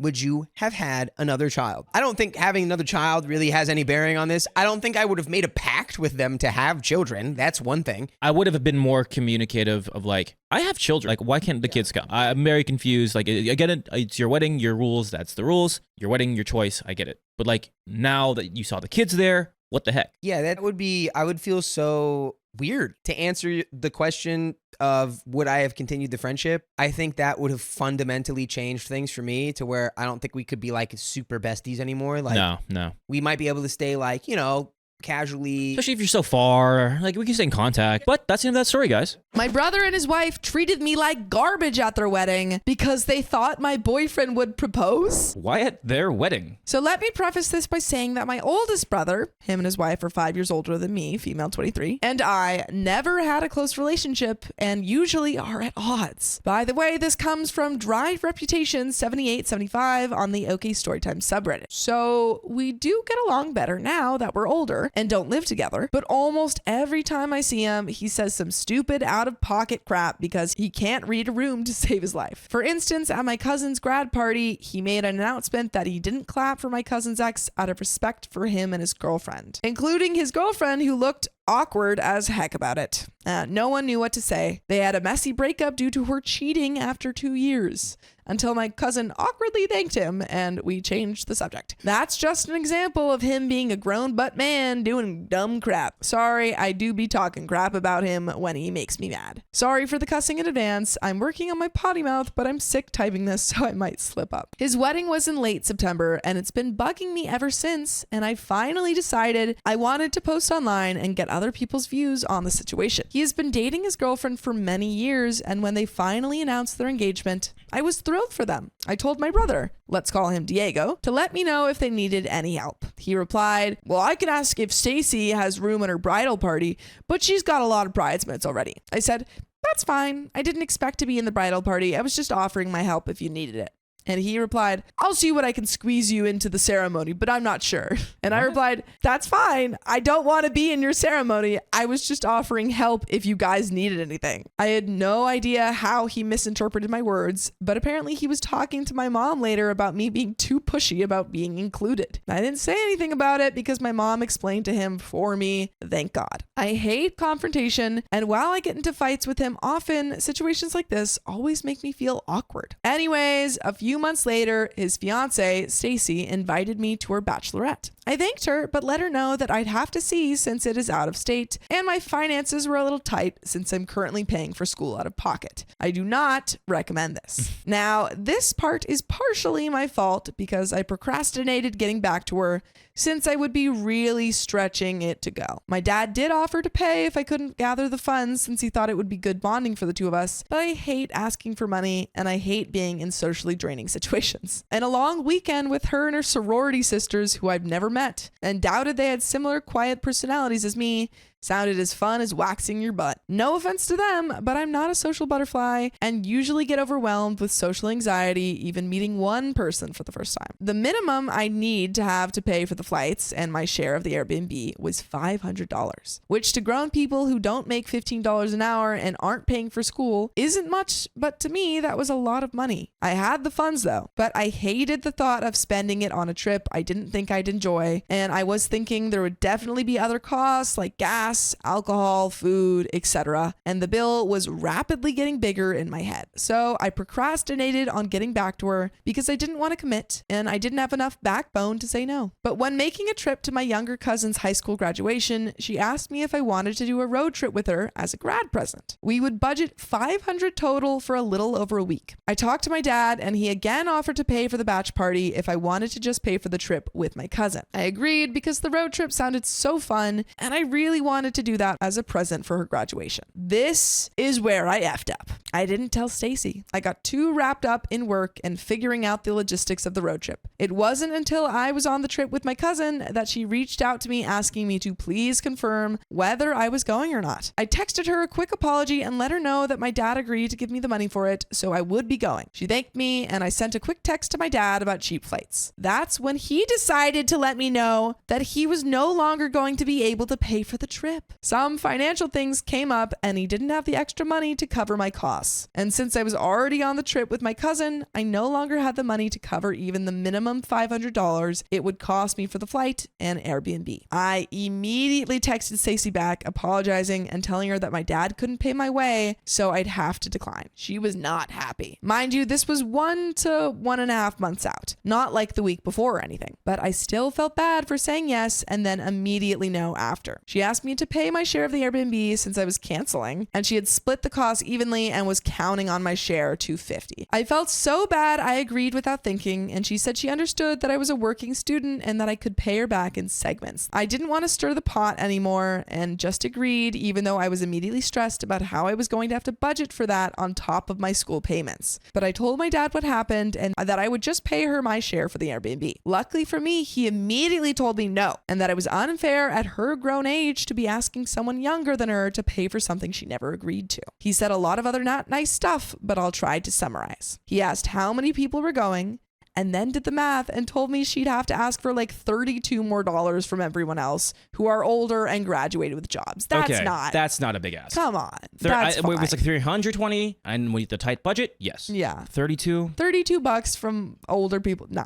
No. He said that it was his decision that I wasn't going since he'd told me that he would pay for me. And if she had a problem with it, she could talk to him directly since he was contributing several thousand to their wedding. He told me that he was probably just asking for me to pay out of principle for canceling. I then had to turn around and tell her, which I did in the nicest way possible. I tried telling her that with school expenses, every penny counts, and I couldn't pay for my share of the Airbnb, and apologized again and mentioned that the expenses should only go up by a little over $30 per person if she asked everyone else to chip in a little more. She responded, and I crap you not, it's really the principle of you canceling last minute. And it's not fair to me to have to go back and ask others to chip in more because you can't pay. And then said it was fine and she'd cover my share since I can't. I felt so bad about it for so long until I talked to my wonderful boyfriend and he asked me what I'd do in her situation if I was the bridesmaid and it was his little sister. I immediately said I would never ask her to pay. And that's when it clicked that I wasn't a horrible person. He reassured me that I wasn't in the wrong since it was over a month in advance and that she was just being a demanding poohead. He didn't say poo. And that if she couldn't ask her friends for $30 a month in advance, why was she friends with them? I love that man because I didn't think about it like that at all. But yeah, honestly, it wasn't like 50 plus that she had to ask for. We didn't talk much after the incident, and I tried to keep up friendly but distant relations after that. I was glad I didn't go on the trip since based off the pics, I would have had to get coordinating outfits and it looked bougie. Now, the last thing that bugged me was people told me what they were saying before and after their wedding. My other brother, who was one of the groomsmen and helped set up the day before, told me after the event that the two of them were talking about how they thought my boyfriend was going to propose to me and ruin their wedding. What? Yeah, the bride and OP's brother were like, OP's boyfriend's definitely gonna propose at our wedding, just based off nothing. I don't understand this couple where they just like. It's just they read things wrong.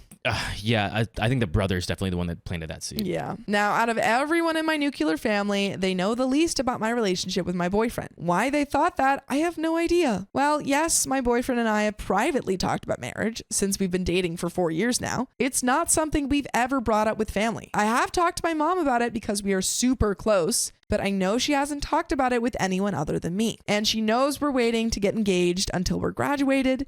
So even if she did tell them, they still would have no reason to think he was planning to do it at a wedding. That's an ick and an immediate no. We both have better taste than that. Well, apparently they were telling my brother all of this, and she said if he did, she'd make a pregnancy announcement at my wedding and that she doubted mine would be as good as hers. What the F? Right? My thoughts exactly. My brother told them that he highly doubted that anything even close to that would happen at all and suggested they talk to him if they were concerned. But they didn't, and the two of us had a great time drinking and dancing and had no idea they thought he'd try to ruin their night. Then, the day after, I got a call from my cousin. She told me that when she was helping them clean up the next morning, they were still talking about how they really thought he'd propose during the wedding. Dude. What?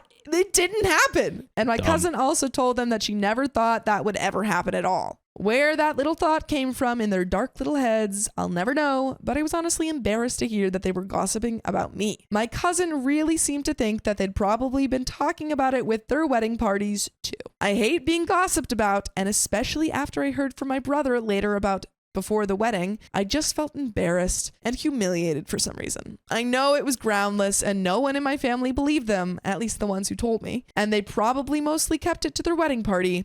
I just hate being gossiped about behind my back. I felt like her bridesmaids all kind of ignored me, and I just didn't mind them, but I hate the thought of anyone talking crap about me while I'm cluelessly being all friendly and nice. And I hated that they thought such rude things about my boyfriend and thought that either of us would want to ruin their wedding. I haven't really reached out to them, and they haven't to me, but I kind of want an apology. I should have said something as soon as I was told, but honestly, I didn't want to stir the pot or make drama. What's done is done, and if they were to apologize, I'd want an apology to my boyfriend more than me. Still, I didn't want to ruin their day after or honeymoon, and I'm supposed to be getting better at having more patience with their BS, but I wish I'd said something back then. I swear I've recovered so much from being a doormat to my abusive friends in high school, but it's still hard to speak up sometimes and confront anyone. I'm just going to have a much better wedding than them for 1/3 the cost.